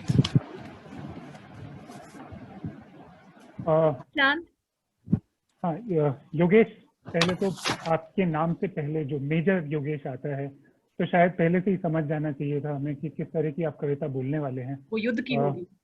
युद्ध की होगी। और आपने जो टॉपिक चुना बहुत मुश्किल, क्योंकि आपको एक सच को भी बयान करना था और आपने बहुत शुद्ध हिंदी का इस्तेमाल किया और लय बहुत अच्छी थी। तैयारी थोड़ी कम थी बाकी लोगों के मुकाबले, लेकिन कुल मिलाकर जितना मुश्किल आपने टैलेंट चुना और जो एक फौजी अक्सर करता है, तो उस दृष्टि से मेरी तरफ से 9 अंक। दीक्षांत, मैं बता दूं, इनकी एक बुक पब्लिश हो चुकी है, भीष्म का अंतर्द्वंद, तो मेरे ख्याल से ये इन्होंने उसी में से ली है शायद। आप डरा रहे हो, अब शायद हमें जज नहीं करना चाहिए ऐसे लोगों को जो बहुत आगे निकल चुके हैं। धन्यवाद दीक्षांत। तो जैसे स्कूल में होता था, नतीजे तैयार होते थे तो दर्शक में से हम किसी को बुलाते थे, तो हमारे पास पहले से कविता बोलने के लिए तैयार हैं 2001 बैच के विक्रम अहलावत, जो अपनी स्वरचित कविता पढ़ेंगे। विक्रम अहलावत रीजनल मैनेजर हैं फिट्सो कंपनी के साथ, और वो एक फर्स्ट एड ट्रेनर हैं राष्ट्रीय लाइफ सेविंग सोसाइटी के साथ। तो विक्रम आइए, और जब तक रिजल्ट तैयार होते हैं आप एक कविता पढ़िए। सबको नमस्कार। सत्यकाम सर, आपको स्पेशली नमस्कार। आपसे कभी पढ़ नहीं पाया, लेकिन हमेशा इच्छा थी कि आपसे कोई एक क्लास तो पढ़ूं, लेकिन ऐसा हो नहीं पाया।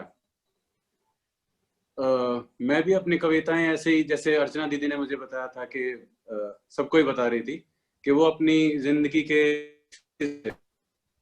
लगता है वही लिखती हैं, तो मेरा भी कुछ ऐसा ही है। लॉकडाउन में मुझे लगा कि काफी ऐसे दोस्त जो पीछे रह जाते हैं, जो कभी किसी से बात ही नहीं करते, जो आपस में कनेक्टेड रहते हैं, लेकिन कुछ दोस्त पीछे रह जाते हैं, तो मुझे लगा कि वो भी हमें कुछ कहना चाहते होंगे। तो मैंने उनकी आवाज बनकर एक कविता लिखी थी, जिसको एक्सराइज ग्रुप पे काफी सराहा गया, तो मुझे लगा कि मुझे भी यहाँ पढ़नी भी चाहिए। तो मेरी कविता का शायद कोई शीर्षक नहीं है, मैं अपनी कविता शुरू करता हूँ। मैं करूं कभी तुम्हें फोन और मुझे कोई काम ना हो, बाहर से खुश दिखूं लेकिन अंदर आराम ना हो, जगमग सवेरा दिखे चमचमाती रात हो, पर वो आंखें बंद कर चैन से बैठने वाली शाम ना हो। खुद समझना होगा तुमको मेरे दोस्त कि मैं परेशान हूं, बता भी नहीं पाऊंगा तुम्हें, इतना नादान हूं। मुझे गिरने से बचा लो ना मैं घायल हो जाऊं, गले से लगा लो ना मैं पागल हो जाऊं। कई बार की कोशिश कि बता दूं तुम्हें अपने दिल का हाल, पर कल कल कल करते करते गुजर गए महीने, गुजर गए साल। अगर चाहते हो कि मेरा कोई बुरा अंजाम ना हो, तो मुझसे मिलने आ जाना जब मैं करूं कभी तुम्हें फोन और मुझे कोई काम ना हो। धन्यवाद विक्रम। और मुझे लगता है ये एक नैसर्गिक दोस्ती का खूबसूरत चित्रण था। तो सोनम दीदी, सब बहुत बेसब्र हो रहे हैं, मुझे लगता है नतीजे आपने तैयार कर लिए होंगे, सब अपने हाउस को चीयर करने का इंतजार कर रहे हैं। बिल्कुल ऐसा ही लग रहा था जैसे राय के ऑडिटोरियम में वापस से पहुंच गए हों। बिल्कुल दीदी, तो चिल्लाने का मन कर रहा था, सूर्या सूर्या दिल का मन कर रहा था, लेकिन कर नहीं सक रहे थे क्योंकि बाइस्ड हो गए हैं ऑर्गेनाइजर्स। बिल्कुल। प्रतियोगिता के अंक तो खैर आप सब जान ही चुके हैं, फिर भी मैं आप सभी को औपचारिक रूप से बता दूं। एंड अंक बहुत ही फासला कम था, सिर्फ आधे अंक का फासला था, बिकॉज सभी ने बहुत ही सुंदर बोला। तो हमारे आज के विजेता हैं सोम सदन से योगेश दहिया। तालियां मेजर साहब, बहुत बहुत बधाई हो। योगेश, आपकी सफलता के लिए आपका मुंह मीठा किया जाए तो मेरी तरफ से ये एक छोटी सी चॉकलेट भेंट के रूप में स्वीकार करिए। वाह, thank you ma'am. Thank you very much. और कहते हैं ना कि हार जीत से भी बढ़कर होता है प्रतियोगिता में भाग लेना, तो मेरी तरफ से सभी प्रतियोगियों के लिए एक चॉकलेट, छोटा सा इनाम प्लीज स्वीकार करिए। अब तो मेरा मन कर रहा है दीदी, काश मैंने भी बोली होती। थैंक यू अर्चना गुड़िया, thank you Vikram. Preeti, I think अब हम हमारे जजेस से बोलना चाहिए। आई थिंक एक पोएम कुछ। बिल्कुल दीदी, अब मैं निवेदन करती हूँ हमारे जजेस से कि बारी बारी से 2 शब्द कहें, हम अपने टीचर्स को फिर से बोलते हुए सुनना चाहेंगे। तो शुरुआत करते हैं श्री सत्यकाम यादव सर से। सर प्लीज हम सब के लिए 2 शब्द कहें। मैं आपसे शुरू कर रहा हूँ क्योंकि मुझे अब याद आ रही हैं आप। थैंक यू सर, मेरा सौभाग्य है। हाँ, डिबेट में भी ले गया हूँ मैं। यस सर, डिबेट भी हुई है। आपने नाटक लिखे हैं जिनमें मैंने भाग लिया है सर। हाँ, तो मैं सोच रहा था ये कैसे पीछे रह गए हैं। और क्या सब ठीक है? परिवार में कुशल मंगल है सब? बिल्कुल सर, आपकी दुआएं हैं सर, सब कुछ बहुत बढ़िया है। दुआएं तो ईश्वर की होती हैं, हम तो सिर्फ सहानुभूति प्रकट कर सकते हैं। नहीं सर, हम बच्चों के लिए आप सब टीचर्स ईश्वर जैसे ही हैं, ईश्वर तुल्य हैं, हमारे माँ बाप जैसे हैं सर। तो ये जो प्रोग्राम आप लोगों ने चलाया बहुत अच्छा लगा, क्योंकि हम तो बैठे थे, पुराने हम सब भूल चुके थे, लेकिन ये आपने याद दिला दिया थोड़ा सा, और इसको चलाते रहिए, फिर हम भी आगे कुछ नया दे पाएंगे। बिल्कुल सर। धन्यवाद। धन्यवाद सर, बहुत अच्छा लगा। अपना आशीर्वाद हमेशा बनाए रखना सर। अब मैं निवेदन करती हूँ श्रीमती सुरेश मल्होत्रा मैडम से। मैडम आइए, प्लीज कुछ कहिए हम सब के लिए। धन्यवाद प्यारी सोनम जी, हमारे जितनी भी मुलाकातों की सभापति बनती हैं, इतना आयोजन करती हैं, और सभी आयोजन मंडली की और अपने आदरणीय सहकर्मी श्री सत्यकाम यादव का और प्रिय छात्र, मेधावी छात्र दीक्षांत सहरावत का, जो इतनी ऊंचाइयों पर पहुंचा। सच में हमारा विद्यालय रत्न है ये, हम सबको इस पर गौरव है। और हिंदी भाषा को आज हमें 71वीं वर्षगांठ पर नमन करना चाहिए, और हिंदी दिवस के लिए बार बार हमें नमन करना है। और जो आपका हिंदी उत्सव रहा है, उसके लिए मैं बार बार फिर नमन करती हूँ कि आप लोगों ने इतना अच्छा कार्यक्रम दिखाया और आयोजन किया कि मुझे भी अपना सभागार राई का ही याद आ रहा है। और आपके मेधावी और प्रतिभाशाली छात्र, जिन पर मुझे पूर्ण विश्वास था, उन्होंने मुझे प्रमाणित कर दिया कि हम सब विद्यालय के रखवाले हैं, प्रहरी हैं, सिपाही हैं, डॉक्टर हैं, और सब आगे ही आगे बढ़ेंगे और विद्यालय का नाम रोशन करेंगे। हमारी हिंदी भाषा प्राणवायु है हमारे देश की, हमें राष्ट्रीयता के रंग में रंगते हुए इसका प्रयोग करना चाहिए। मैंने भी थोड़ी सी पंक्तियां लिखी हैं, मैं उसका पाठन करती हूँ, शायद आपको उत्साह मिले। मेरी कविता का शीर्षक है बसंत का उल्लास। चल सखी बसंत के उस देश, चल सखी बसंत के उस देश, जहाँ नहीं दुख का लवलेश, जहाँ प्रेम की निर्मल धारा, जहाँ स्नेह गंगा जल प्यारा, जो देवे सुख का संदेश। चल सखी बसंत के उस देश, जहाँ द्वेष का नाम नहीं है, जहाँ न भय का काम कहीं है, स्वर्गिक सुख का धाम यही है, जहाँ भी रहना दुख न कलेश।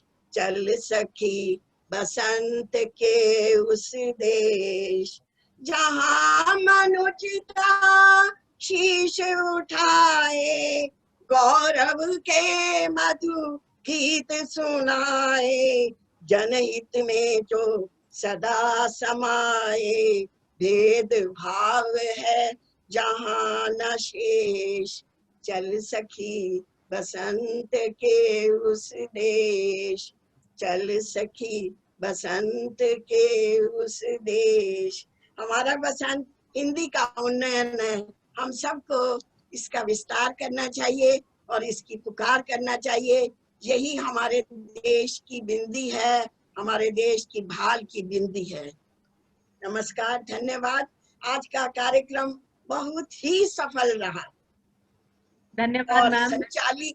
संचालिका प्रीति ने बहुत सुंदर प्रश्न किए और हमारे विशेष अतिथि ने जो जवाब दिए कि संघर्षी जीवन है, संघर्षों से जो उबरता है फिर नहीं ठहरता, फिर उसकी सफलता निरंतर चलती है।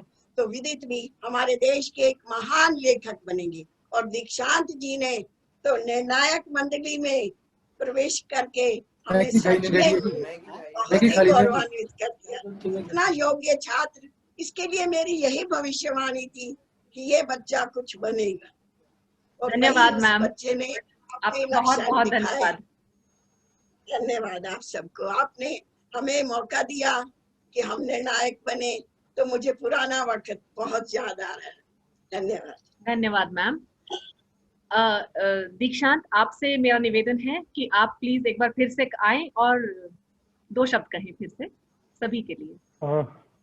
2 शब्द से ज्यादा बोलना पड़ेगा प्रीति, समझ में नहीं आ रहा। आपका स्वागत है। शुरू करूं। सबसे पहले तो KNS से हिंदी की यात्रा याद आती है। मैंने पहली जो कविता लिखी थी 4th कक्षा में, जो राइस्ट में छपी थी, तो राज वर्मा मैम, उसके बाद Shashi Thukral ma'am, Malhotra ma'am, Bhattacharya ma'am, इन सब ने मतलब सत्यकाम सर से मुझे पढ़ने का अवसर नहीं मिला, बट एक अच्छा अध्यापक जो होता है, और मैं क्योंकि मैं खुद भी एक तरह से अध्यापक हूँ काफी, तो एक अच्छा अध्यापक आपको विषय अच्छी तरह से सिखाता है। एक बहुत अच्छा अध्यापक जो होता है वो आपके मन में प्रेम उत्पन्न कर देता है उस विषय के लिए, और जो एक महान अध्यापक होता है वो आपको रास्ता दिखा देता है और हौसला दे देता है। और शायद यही चीज रही, हम बहुत वी आर वेरी ब्लेस्ड कि हम उस वक्त में राई में रहे जब ये सब हमें जिस तरह के अध्यापक मिले हर विषय में लगभग, उसकी वजह से हम अपने जीवन में आगे बढ़ पाए। तो मैं मल्होत्रा मैं कृतज्ञ हूँ आप सब लोगों का। आपने जो सिखाया ये सब उसी का परिणाम है। और coming back to the event, Sonam, मैंने पहले भी आपसे बोला कि आप जो कर रही हैं, ये कितने बड़े परिवार को जो साथ जोड़कर चल रही हैं, इसमें जितना एफर्ट लगता है और जितना धैर्य चाहिए और जितनी मैनेजमेंट स्किल्स चाहिए, मैं जितनी भी तारीफ करूं कम है। शायद इसी वजह से और लोग, you lead by example, that is why so many of us get connected and make an effort और कंट्रीब्यूट करते हैं। हाँ प्रीति, आपने शुरू में जो बोलना शुरू किया विदित के साथ, आपकी जो गुफ्तगू थी वाकई में डराने वाली थी। आप लोग कुछ बहुत शुद्ध भाषा का प्रयोग कर रहे थे, और हम जैसे लोग जो आम भाषा का प्रयोग करते हैं उनके लिए बोलते हैं हम लोग। मैं डॉक्टर हूँ, मैं सिर्फ इंग्लिश में बात करती हूँ। तो जो भी है, और विदित, आपकी यात्रा से बहुत सीखने को मिला, मुझे भी सीखने को मिला, आई एम श्योर सबको सीखने को मिला होगा। चारों जो पार्टिसिपेंट्स थे, अपने अपने जिंदगी में जहाँ से आ रहे हैं उससे रिलेटेड उन्होंने बहुत बेहतरीन बोला, और जैसे मैम ने बोला और सर ने बोला, वापस हमें उस दौर में ले गए जब हम सब एक प्रांगण में रहते थे, पढ़ते थे, बोलते थे, लड़ते थे और compete करते थे। वो थोड़ी बस वो चीयरिंग मिसिंग है, जो अगर वाकई में ऑडिटोरियम में होता तो जिस तरह की तालियों की गड़गड़ाहट होती और बाकी शोरगुल होता, वो इसमें मिसिंग है। बट उसके अलावा पूरा समा आप लोगों ने बांध दिया। बहुत अच्छा लगा। एक मिनट की एक कविता है, जो एक प्रार्थना है, जो मेरे दिल के बहुत करीब है, और उस पे अक्सर पलाशदा बहुत हंसते हैं, क्योंकि ये प्रार्थना हमने इसका एक गाना भी बनाया। और हंसते हम इसलिए हैं कि हमने बहुत सारी मुसीबतें इस प्रार्थना के जरिए अपने लिए मांग ली, और वही संघर्ष रहा है सबसे। तो हम यही कि वो अक्सर बोलते हैं कि दीक्षांत अदनान सामी की तरह सब कुछ मांग लिया होता कि मौला मुझे ये भी दे दो, वो भी दे दो, बट तूने ये क्या लिखा।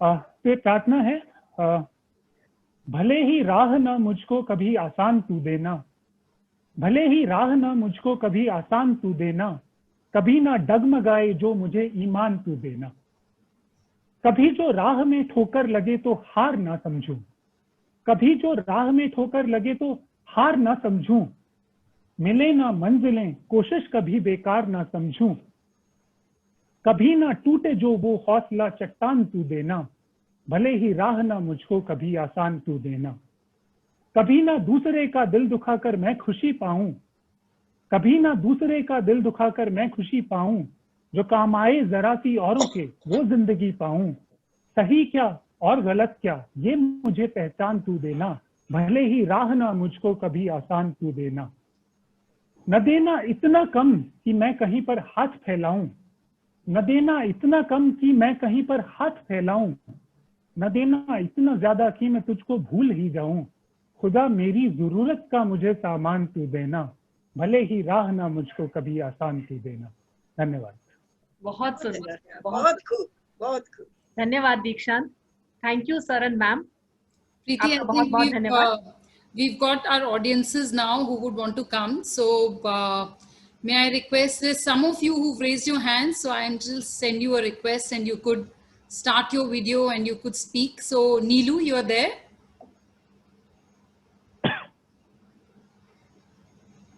Yes, Di. Yes, Neelu, you are on. You can speak. Hello everyone. Hello Neelu. नमस्ते मैम। हेलो बेटा, जीते रहो। कैसे हो मैम आप? बिल्कुल कुशल मंगल। आज देख ही रहे हैं जीवंत रूप में। सबसे पहले सोनम जी, थैंक यू सो मच। आपने हमारी 99 की रीयूनियन करा दी कोरोना टाइम में। इतने टाइम से हमारी ड्यू थी ना कि मिलना है मिलना है मिलना है, और हम लोग आज मिले हैं। Thank you so much. Vidit भैया, hats off to you. Seriously इतनी अमेजिंग स्टोरी है ना आपकी, बहुत कुछ सीखने के लिए मिलता है। Thanks for joining with us. We also have Poonam Grover Di with us. Poonam Di, you can switch on your video.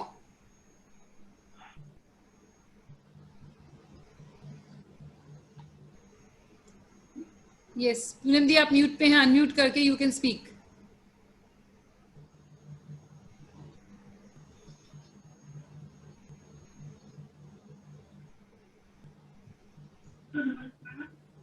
Hello.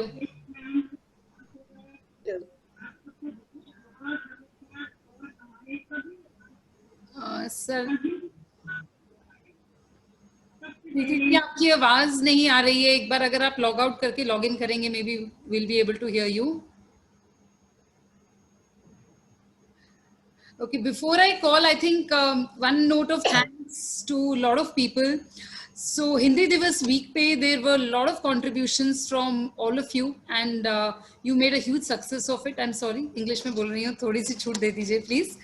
But I'd like to thank Anita Huda, Poonam Grover, Meenakshi Munjal, Santosh Malik Chahar, Preeti Gehlot, Rinku Vats, Vidit Ehlawat, Sunil Krishn Pandit, Vrinda Vats, Archana Bharti, Yogesh Thaiya, Deepika Diyasha, Nayantara 93 batch, Rajesh Vashisht, Baljit Singh, Dikshant, Ashish Sharma, Radha Raj, Vikram Ehlawat, Kirti Agarwal, Kavita Agarwal, Suresh Malhotra ma'am, Lalit Kishore sir and Shashi Thukral ma'am.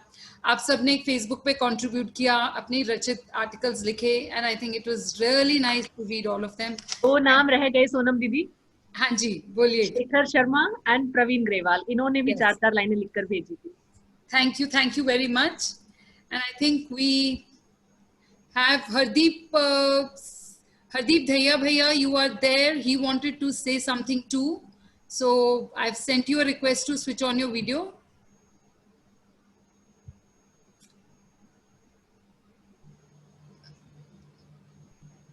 Hello.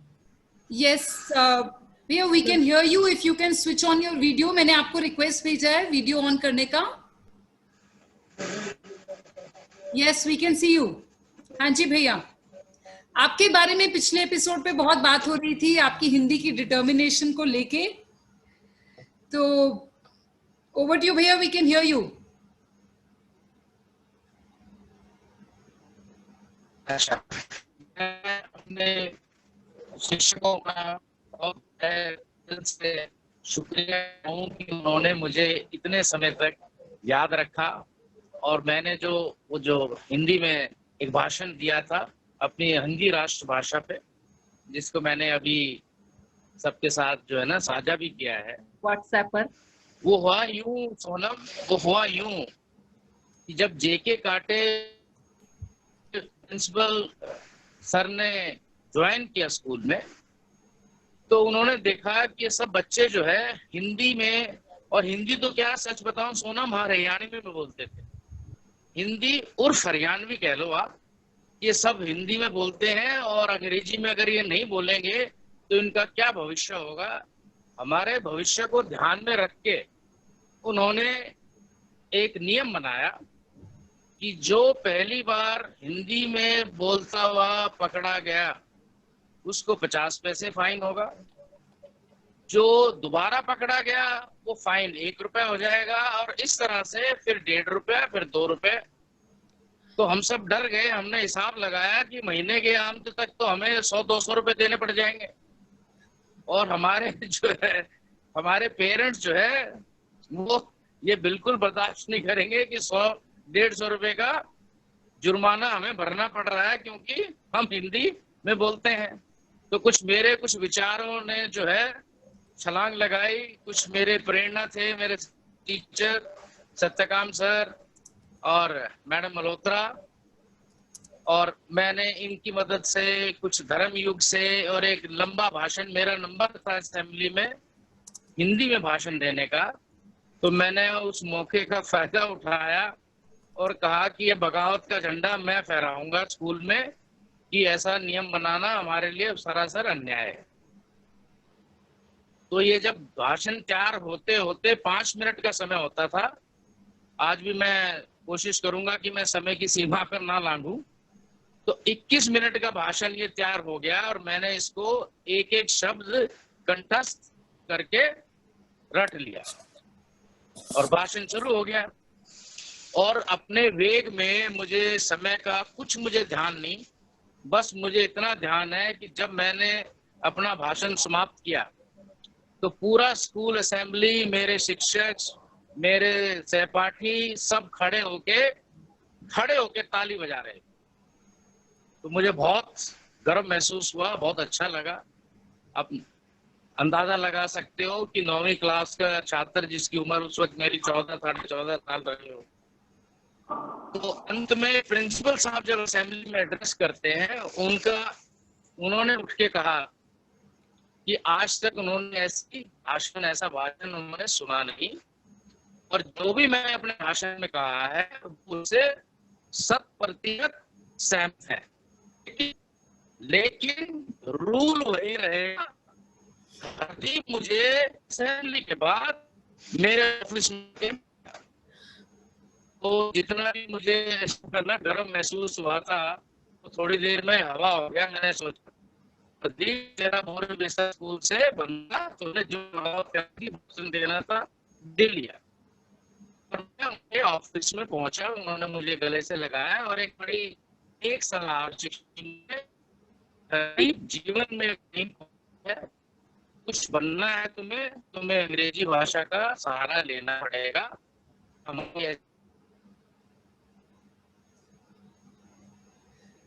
Thank you Hardeep भैया। I think he got disconnected, but हमें पूरी story तो समझ आ गई। तो and ये हुआ कि उनको वापस बुलाया गया और उनको काटे सर ने हक किया और फिर बोला जो उन्होंने बताया कि इंग्लिश तो फिर भी बोलनी ही पड़ेगी। Okay, so coming to next, Sangeeta, I am asking you to unmute. You want to say something?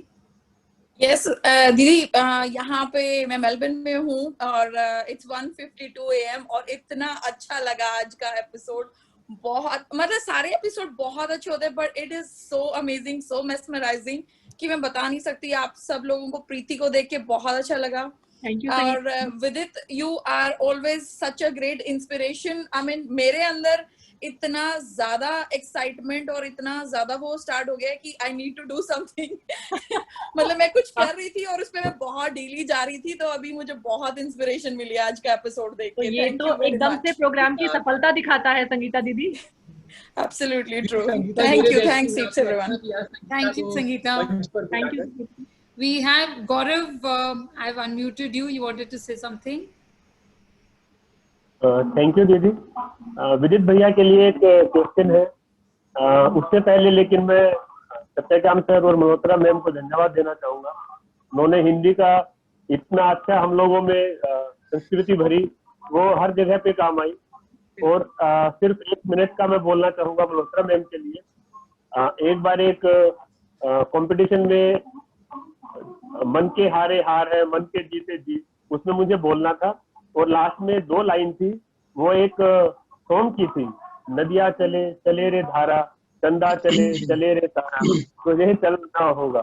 Ma'am ने मुझे बोला गौरव आपको ये गाकर बोलना है। मैंने मैम को बोला कि मैम मेरी मधुर आवाज सुनने के लिए दर्शक नहीं मिलेंगे। मैम ने मुझे बहुत प्रोत्साहित किया। उन्होंने बोला गौरव आपको डरने की जरूरत नहीं है, आप विश्वास मानो। मतलब अपनी उस भाषा में, अपने उस लहजे में बहुत अच्छा जा रहा था। लास्ट की 4 लाइनें और पूरा ऑडिटोरियम ऐसे लोट प्लॉट हो गया, आज तक मैंने कभी नहीं देखा। मैम को धन्यवाद देना चाहूंगा। मैम ने मुझे वहां बोला कि गौरव डरने का नहीं है, वो दिन और आज का दिन है, आज तक कभी किसी चीज से डर नहीं लगा है। धन्यवाद मैम, धन्यवाद Satyakam sir. Thank you Gaurav. Thank you Gaurav. Vidit भैया के लिए क्वेश्चन है। भैया आपकी लाइफ बहुत ही रोलर कोस्टर रही है। इस माध्यम पे, इस प्लेटफॉर्म पे बहुत सारे पेरेंट्स हैं, बहुत सारे हमारे राइस के स्टूडेंट हैं, उनके भी बच्चे साथ में हैं। मैं आपसे दो लाइनें तो खैर कहना गलत होगा, लेकिन मैं आपसे निवेदन करूंगा, आप उनको थोड़ा प्रोत्साहित कीजिए कि अगर उनके पास हम जो हिंदी है या फिर कोई दूसरा विषय है जिसको वो चाहते हैं और उसको वो चाहते हैं कि आगे लाइफ में अपना एक सब्जेक्ट चुने, तो उसके लिए उन्हें क्या करना चाहिए? करियर संभावनाओं के बारे में। हाँ जी, जैसा आपके ऊपर उतार चढ़ाव है वैसा उतार चढ़ाव उनके सामने ना है, और हिंदी में क्या संभावनाएं हैं ताकि उसको थोड़ा सीरियसली ले, बच्चे भी थोड़ा सीरियसली ले आगे चलकर। जरूर गौरव, धन्यवाद। Okay, we have, thank you Gaurav bhaiya. We have Jitendra. I've unmuted you. You can speak. Yes ma'am, सभी को नमस्कार। नमस्कार। सोनम दी और जो भी इस कार्यक्रम के सूत्रधार हैं उनको बहुत हार्दिक शुभकामनाएं। इतना अच्छा आप ये एक प्रयास है सभी को जोड़ के रखने का, और हमारे लिए तो बहुत ही गर्व की बात है कि हमारे जो टीचर्स हैं उनसे मिलने का मौका मिला है हमें आज। सत्यकाम सर का मैं स्कूल में बस 2 चीजों का इंतजार करता था, एक सत्यकाम सर का हिंदी का पीरियड कब आएगा क्लास में अगर मैं हूँ तो, और दूसरा शाम को फुटबॉल खेलता था मैं, फुटबॉल का गेम्स टाइम कब हो। तो आज सत्यकाम सर मेरे सामने हैं, तो बहुत ही सर आपको सादर प्रणाम। और अगर मेरे से कहीं भी पूछा जाता है कि बेस्ट योर फेवरेट टीचर, तो अभी तक मैं बोलता हूँ मिस्टर सत्यकाम यादव की। उनकी क्लास में वो बोलते थे और कानों में रस घुलता था। बिल्कुल सर। तो आज 99 बैच के जितने भी पार्टिसिपेंट्स हैं उनको देखने का मौका मिला, सुनने का मौका मिला, एक तरह से रीयूनियन हो गई। और विदित सर बहुत बहुत आपको मुबारकें, और सभी जितने भी मल्होत्रा मैम का भी मैं बहुत ही धन्यवाद, मतलब क्या कहूँ, सादर प्रणाम उनको भी। उन्होंने हमारी जो जिंदगी को शेप करने में, आगे बढ़ाने में, दिशा देने में बहुत ही महत्वपूर्ण जो अपना रोल अदा किया है। थैंक यू भैया। इस कार्यक्रम के लिए हार्दिक बधाई। Thank you. Thank you. Vijay sir, you are online with us. I think आप एक पोएम सुनाना चाहते हैं सबको। Yeah, I don't mind. Thank you very much. Good to see everybody. Malhotra ma'am, namaskar. Satyakam sir, namaskar. Vijay Jain, बच्ची, second batch footballer. एक छोटी सी poem है वक्त के ऊपर। I'll just quickly go over it. वक्त, रफ्तार तो देखो इसकी, चलता ही जा रहा है। रुकावटों, मौसम की बदलाहट, सभी आपदाओं से बेखौफ चलता ही जा रहा है, चलता ही जा रहा है। बहती धारा हर पल निरंतर चलता ही जा रहा है। पकड़ सका है कोई इसे? कौन पकड़ सकता है? कौन पकड़ सका है? चलता ही जा रहा है, चलता ही जा रहा है, वक्त चलता ही जा रहा है। आजकल वक्त का हमसाया बनकर जीने का प्रयास जारी है। बहुत अच्छा लगता है। एक रंगमंच का एहसास होता है, कभी आगे, कभी पीछे, कभी ऊपर, कभी नीचे। बहुत अच्छा लगता है। जब आपस में बात करते हैं बहुत अच्छा लगता है कि आज, कल और फिर कल, कि आज, कल और फिर कल। इस कल में न जाने जीवन कैसे गुजर गया है। यह वक्त का कारवां पल प्रतिपल चलता ही जा रहा है, चलता ही जा रहा है। और इस भागते पल ने मुझसे अपना दामन झटका और छुटाकर कहा, इस भागते पल ने मुझसे अपना दामन झटका छुटाकर कहा, मुझे रोकने का प्रयास ना करो, मुझे रोकने का केवल एक मात्र उपाय है। मुझे रोकने का प्रयास ना करो, मुझे रोकने का मात्र एक उपाय है। आज में जियो, अभी में जियो, इस पल में जियो। कहते हुए मुझे बहुत पीछे छोड़ गया, न गुब्बार न आवाज, बहुत बहुत वक्त बहुत आगे निकल गया, वक्त बहुत आगे निकल गया, वक्त बहुत आगे निकल गया। Thank you. Very nice, very nice. Thank you. Jagdeep Bhaiya, you're also online with us. Before I hand over to Amrish, he wants to say something.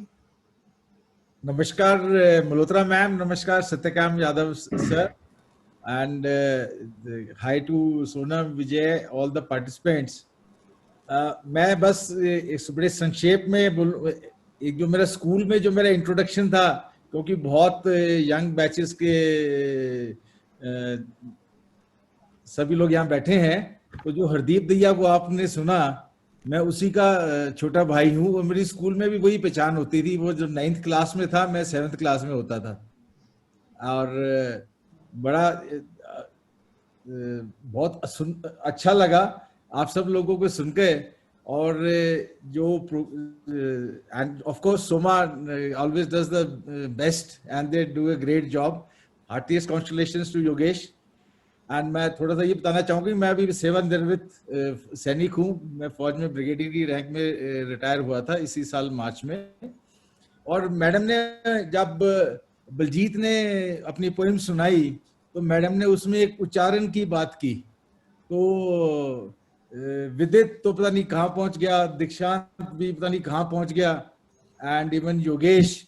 पर जो उच्चारण का जो रोड़ा है जाटों का, वो शय और शय का, शीशा शीशा, मैम ये कैसे प्रॉब्लम सॉल्व होती है? शीशा हमेशा शीशा ही लिखता है, उसका शीशा नहीं रह सकता। And one more aspect is always that we always say when we all come from very similar backgrounds, and basic issue वही हो जाता है। मैं तो हमारे यहाँ तो फौज में कहते भी हैं भाई जाटों का रोड़ा यही है कि पहले जाटू से हिंदी में ट्रांसलेट करो, फिर हिंदी से अंग्रेजी में ट्रांसलेट करो।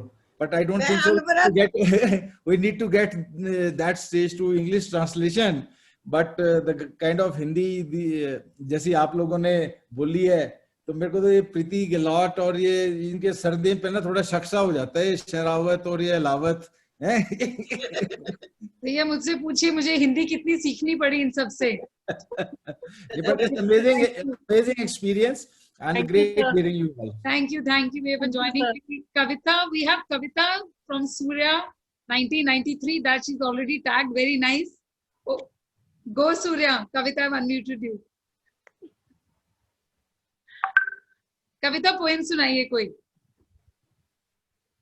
Sonam ji, first of all thanks a lot for this great program. जितने भी एपिसोड्स आपने करे हैं, they are really mesmerising, and I have been your roommate also. Maybe you don't remember me, we share the same house, and it happened कि school से निकले, college, पढ़ाई वढ़ाई, 20 इयर्स कैसे निकल गए पता ही नहीं चला। 20 इयर्स बाद थोड़ा सा लगा कि अब थोड़ी जिम्मेदारियों से फ्री हो गए हैं। उस टाइम फ्रेंड्स की याद आई, राई वालों की। इन द मीन टाइम मैं कभी किसी राइस से नहीं मिली फॉर 20 इयर्स। और आपने उसमें बहुत खूबसूरत पोएम लिखी। तो जब 20 इयर्स के बाद थोड़ा फेसबुक से इंट्रोडक्शन हुआ, तो सबसे पहले राइस की याद आई मुझे। जब हमें बोला गया, नैनतारा ने मुझे बहुत ज्यादा इंकरेज किया कि पोएम लिखो, तो मुझे वही पल याद आए और उसी पे मैंने 2 लाइनें लिख डाली हैं। तो पोएम ऐसे है। काम करते करते एक दिन फेसबुक के बारे में बच्चों ने बताया, फिर हमने भी FB पर अपना हाथ आजमाया, और गिरते पड़ते हमने भी अपना अकाउंट बनाया। बहुत खंगाला पर ना कुछ नजर और ना ही कुछ समझ आया। कोई फ्रेंड रिक्वेस्ट आए, इस इंतजार में घंटों लैपटॉप के आगे बिताया। फिर एक दिन एक जाना पहचाना सा नाम स्क्रीन पर नजर आया। मेरी खुशी का ठिकाना न था जब राई की सखी का फ्रेंड रिक्वेस्ट आया। एक से एक तार जुड़ते गए और खुद को राइस के बीच पाया। कुछ तो खास था उस जगह की मिट्टी में, जो केवल उसके नाम से फिर खुद को वहीं पर पाया। एक से एक तार ऐसे जुड़ते गए और सब फिर जाने पहचाने हो गए। 20 बरसों तक जो दिल से कभी दूर न हुए थे वो दिल के और भी करीब हो गए। कोरोना ने तो सभी से मिलवाने का रास्ता ही खोल दिया और राइस से एक मुलाकात प्रोग्राम ने तो उपलब्धियों के झंडे ही गाड़ दिए। धन्यवाद। Very nice, thank you Kavita. बहुत खूबसूरत दीदी। Amrish, over to you. Thank you दीदी। पहले मैं अपना परिचय देना चाहूँगा। Amrish Rana, Soma house 1998 batch. और मैं फर्स्ट टाइम है दीदी जो मैं इस प्रोग्राम में जुड़ा हूँ और जुड़कर बहुत अच्छा लगा। जितने भी ऑर्गेनाइजर्स हैं उनको मेरी शुभकामनाएं एंड बेस्ट विशेस। मैं कुछ 2 लाइनें अपने दोस्त विदित के लिए कहना चाहूँगा, क्योंकि हम एक ही साथ एक ही हाउस में थे, एक ही बैचमेट थे। तो मेरे दोस्त विदित, मैं आपकी स्ट्रगल्स में साथ नहीं रह पाया, लेकिन हम संपर्क में थे, जो भी आपका स्ट्रगल रहा है। और ये मैं आपको बताना चाहता हूँ कि आप बहुतों के प्रेरणा स्रोत रहे हैं और फ्यूचर में भी आप काफ़ी ऐसे हमारे स्कूल के बच्चों को या बैचमेट्स को इंस्पायर करते रहेंगे। मैं चाहता हूँ कि आप अपना पैशन, जो आपने हिंदी का पैशन है, उसको फॉलो करें और ऐसे ही आगे बढ़ते रहें। बहुत खुशी होती है आपको देखकर और बड़ा अच्छा लगा जिस तरीके से आपका इंटरव्यू हुआ। आज मैंने भी कुछ नई चीज़ें सुनी हैं जो मेरे को बहुत नज़दीक होते हुए भी नहीं पता थी। मेरी बेस्ट विशेस आपको, आपके परिवार को, और आप ऐसे ही आगे बढ़ते रहें, ऐसी मेरी भगवान से प्रार्थना है। साथ ही दीदी, थैंक यू वेरी मच, आपने इस प्रोग्राम का हिस्सा बनाया। I am very grateful and my best wishes to everyone, all the guys. It's a good show. Thank you so much. Thank you so much. Okay, so before we end the show, there are just 2 things left. One, Vidit, few final words from you. And before we go, Dikshant, I want you to tell people about your album Main Hoon, and I think we'd like to just end by playing that. Yeah. So, Vidit, last few words from you. And before that, thank you, Preeti, for joining with us and hosting a great show. Suresh ma'am, thank you. Satyakam sir, thank you very much. It's always nice to have you. So, Vidit, over to you. मैं दीदी अंत में सिर्फ इतना ही कहना चाहूँगा कि जैसे कि पिछले 2-3 महीनों से मुझे लगता है कि मैं अपने एक्स्ट्रा स्पेस पे तो एक खुली किताब के समान हो गया हूँ। हर किसी को पता लग गया है कि मेरे हिंदी प्रेम के बारे में, और हिंदी को मेरी प्रेयसी भी कहा जाने लगा। लेकिन मैंने उसमें मेरा मानना है कि जो लिखता हूँ तो ईमानदारी से लिखता हूँ, अपनी अच्छाई भी और बुराई भी। तो एक पंक्ति मुझे याद आ रही है हरिवंश राय बच्चन की कि मैं छिपाना जानता तो जग मुझे साधु समझता। मैं छिपाना जानता तो जग मुझे साधु समझता। आज मुझको छल रहा है छल रहित व्यवहार मेरा, छल रहित व्यवहार मेरा।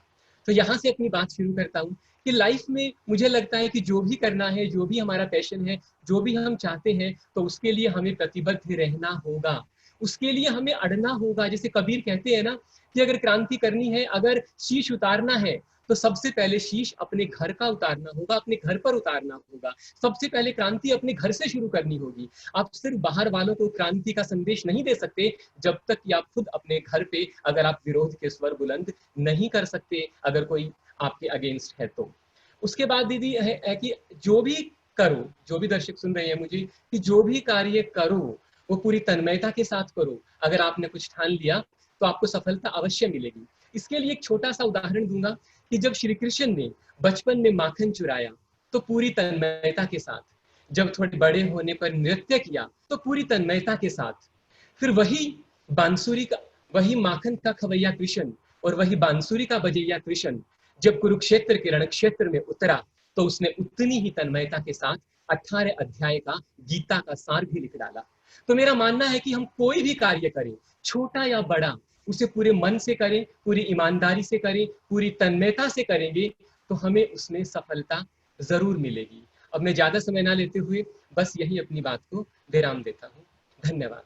Thank you, Vidit. Dikshant, will you tell us about your album before I play it and we end the lovely evening today? जरूर। उससे पहले बस 2 लाइनें। मुझे लगा कि आज जो श्रोताओं का योगदान था वो प्रतियोगिता में हिस्सा लेने वालों से कतई भी कम नहीं था। स्पेशली जो सेंस ऑफ ह्यूमर आता है हमारे स्कूल से, उसने भी उतना ही जल्दी वापस हमें पहुंचा दिया। और सत्यकाम सर ने जो विद्यालय गीत लिखा है उसमें एक पंक्ति है जहाँ पूरब और पश्चिम दोनों ही संस्कृतियों का अमर मिलन है। तो शायद पूरब, पश्चिम और हरियाणवी 3 संस्कृतियों का मिलन है हमारे स्कूल में, और जो अपने आप में एक बहुत ही गजब का मिश्रण है और जिसके प्रोडक्ट्स हम सब देख रहे हैं आज। और उस दशक में इस चीज को मैं गाने के साथ ही जोड़ना चाहूंगा जिसके बारे में बात करेंगे। बट हम बात कर रहे हैं 1980 की, हम बात कर रहे हैं हरियाणा की। उस समय एक ऐसे विद्यालय की कल्पना करना जिसमें ग्रामीण क्षेत्रों से बच्चे आते हैं, जिसमें जो को एजुकेशनल है और जिस तरह की फैसिलिटीज हैं, जिस तरह के टीचर्स हैं, मेरे ख्याल से बहुत ही दूरदर्शी एक कदम रहा। और इट इज किसी भी और परिप्रेक्ष्य में ये सोच पाना हरियाणा की पृष्ठभूमि में इतना आसान नहीं है जिस तरह का एक्सपोजर हम सबको वहां मिला। स्कूल से ही अगर मैं बात करूं और बाद में भी अपनी जर्नी वेदर IIT की, IIM की बात करूं और बाद में भी जिंदगी में जिस ऑर्गेनाइजेशन में मैं काम करता हूं, कुछ चीजें मुझे लगता है कि हमेशा गर्ल्स को या फीमेल फॉर्म को फार सुपीरियर देन मेल्स बना देती हैं। मैं अब क्वालिटीज में नहीं जाना चाहूंगा, बट कुछ तो चीजें हैं जो हम चाहकर भी नहीं कर सकते। केवल वो प्रेरणा का स्रोत हो सकती हैं हमारे लिए। केवल I love my son and daughter, but my daughter is my favorite, and there are several reasons I can't probably explain.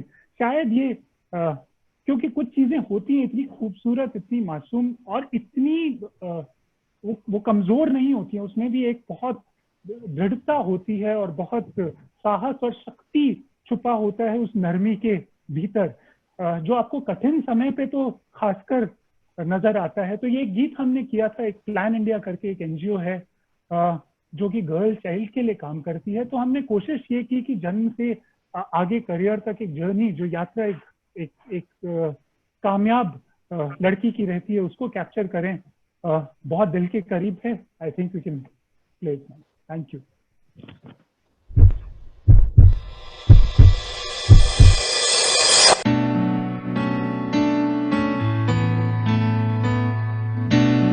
Sorry, just checking the audio is clear, right, Dikshant? Okay.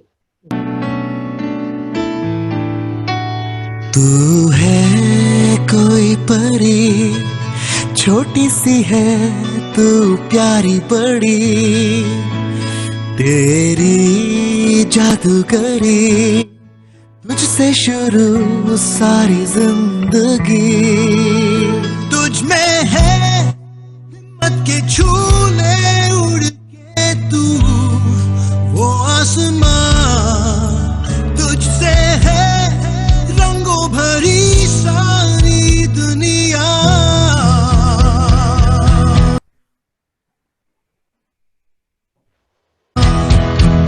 मैं खुशी हूँ, मैं प्यार हूँ, जिंदगी का मैं sir हूँ, मैं सुबह हूँ,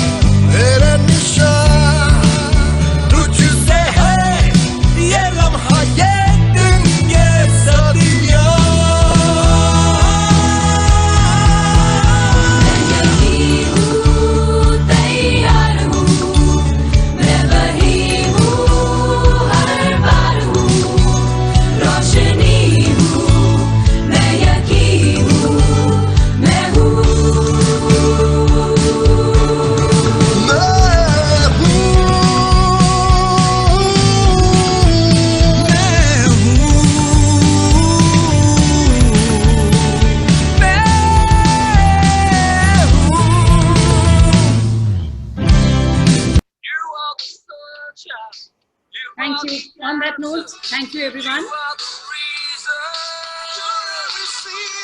Thank you everyone.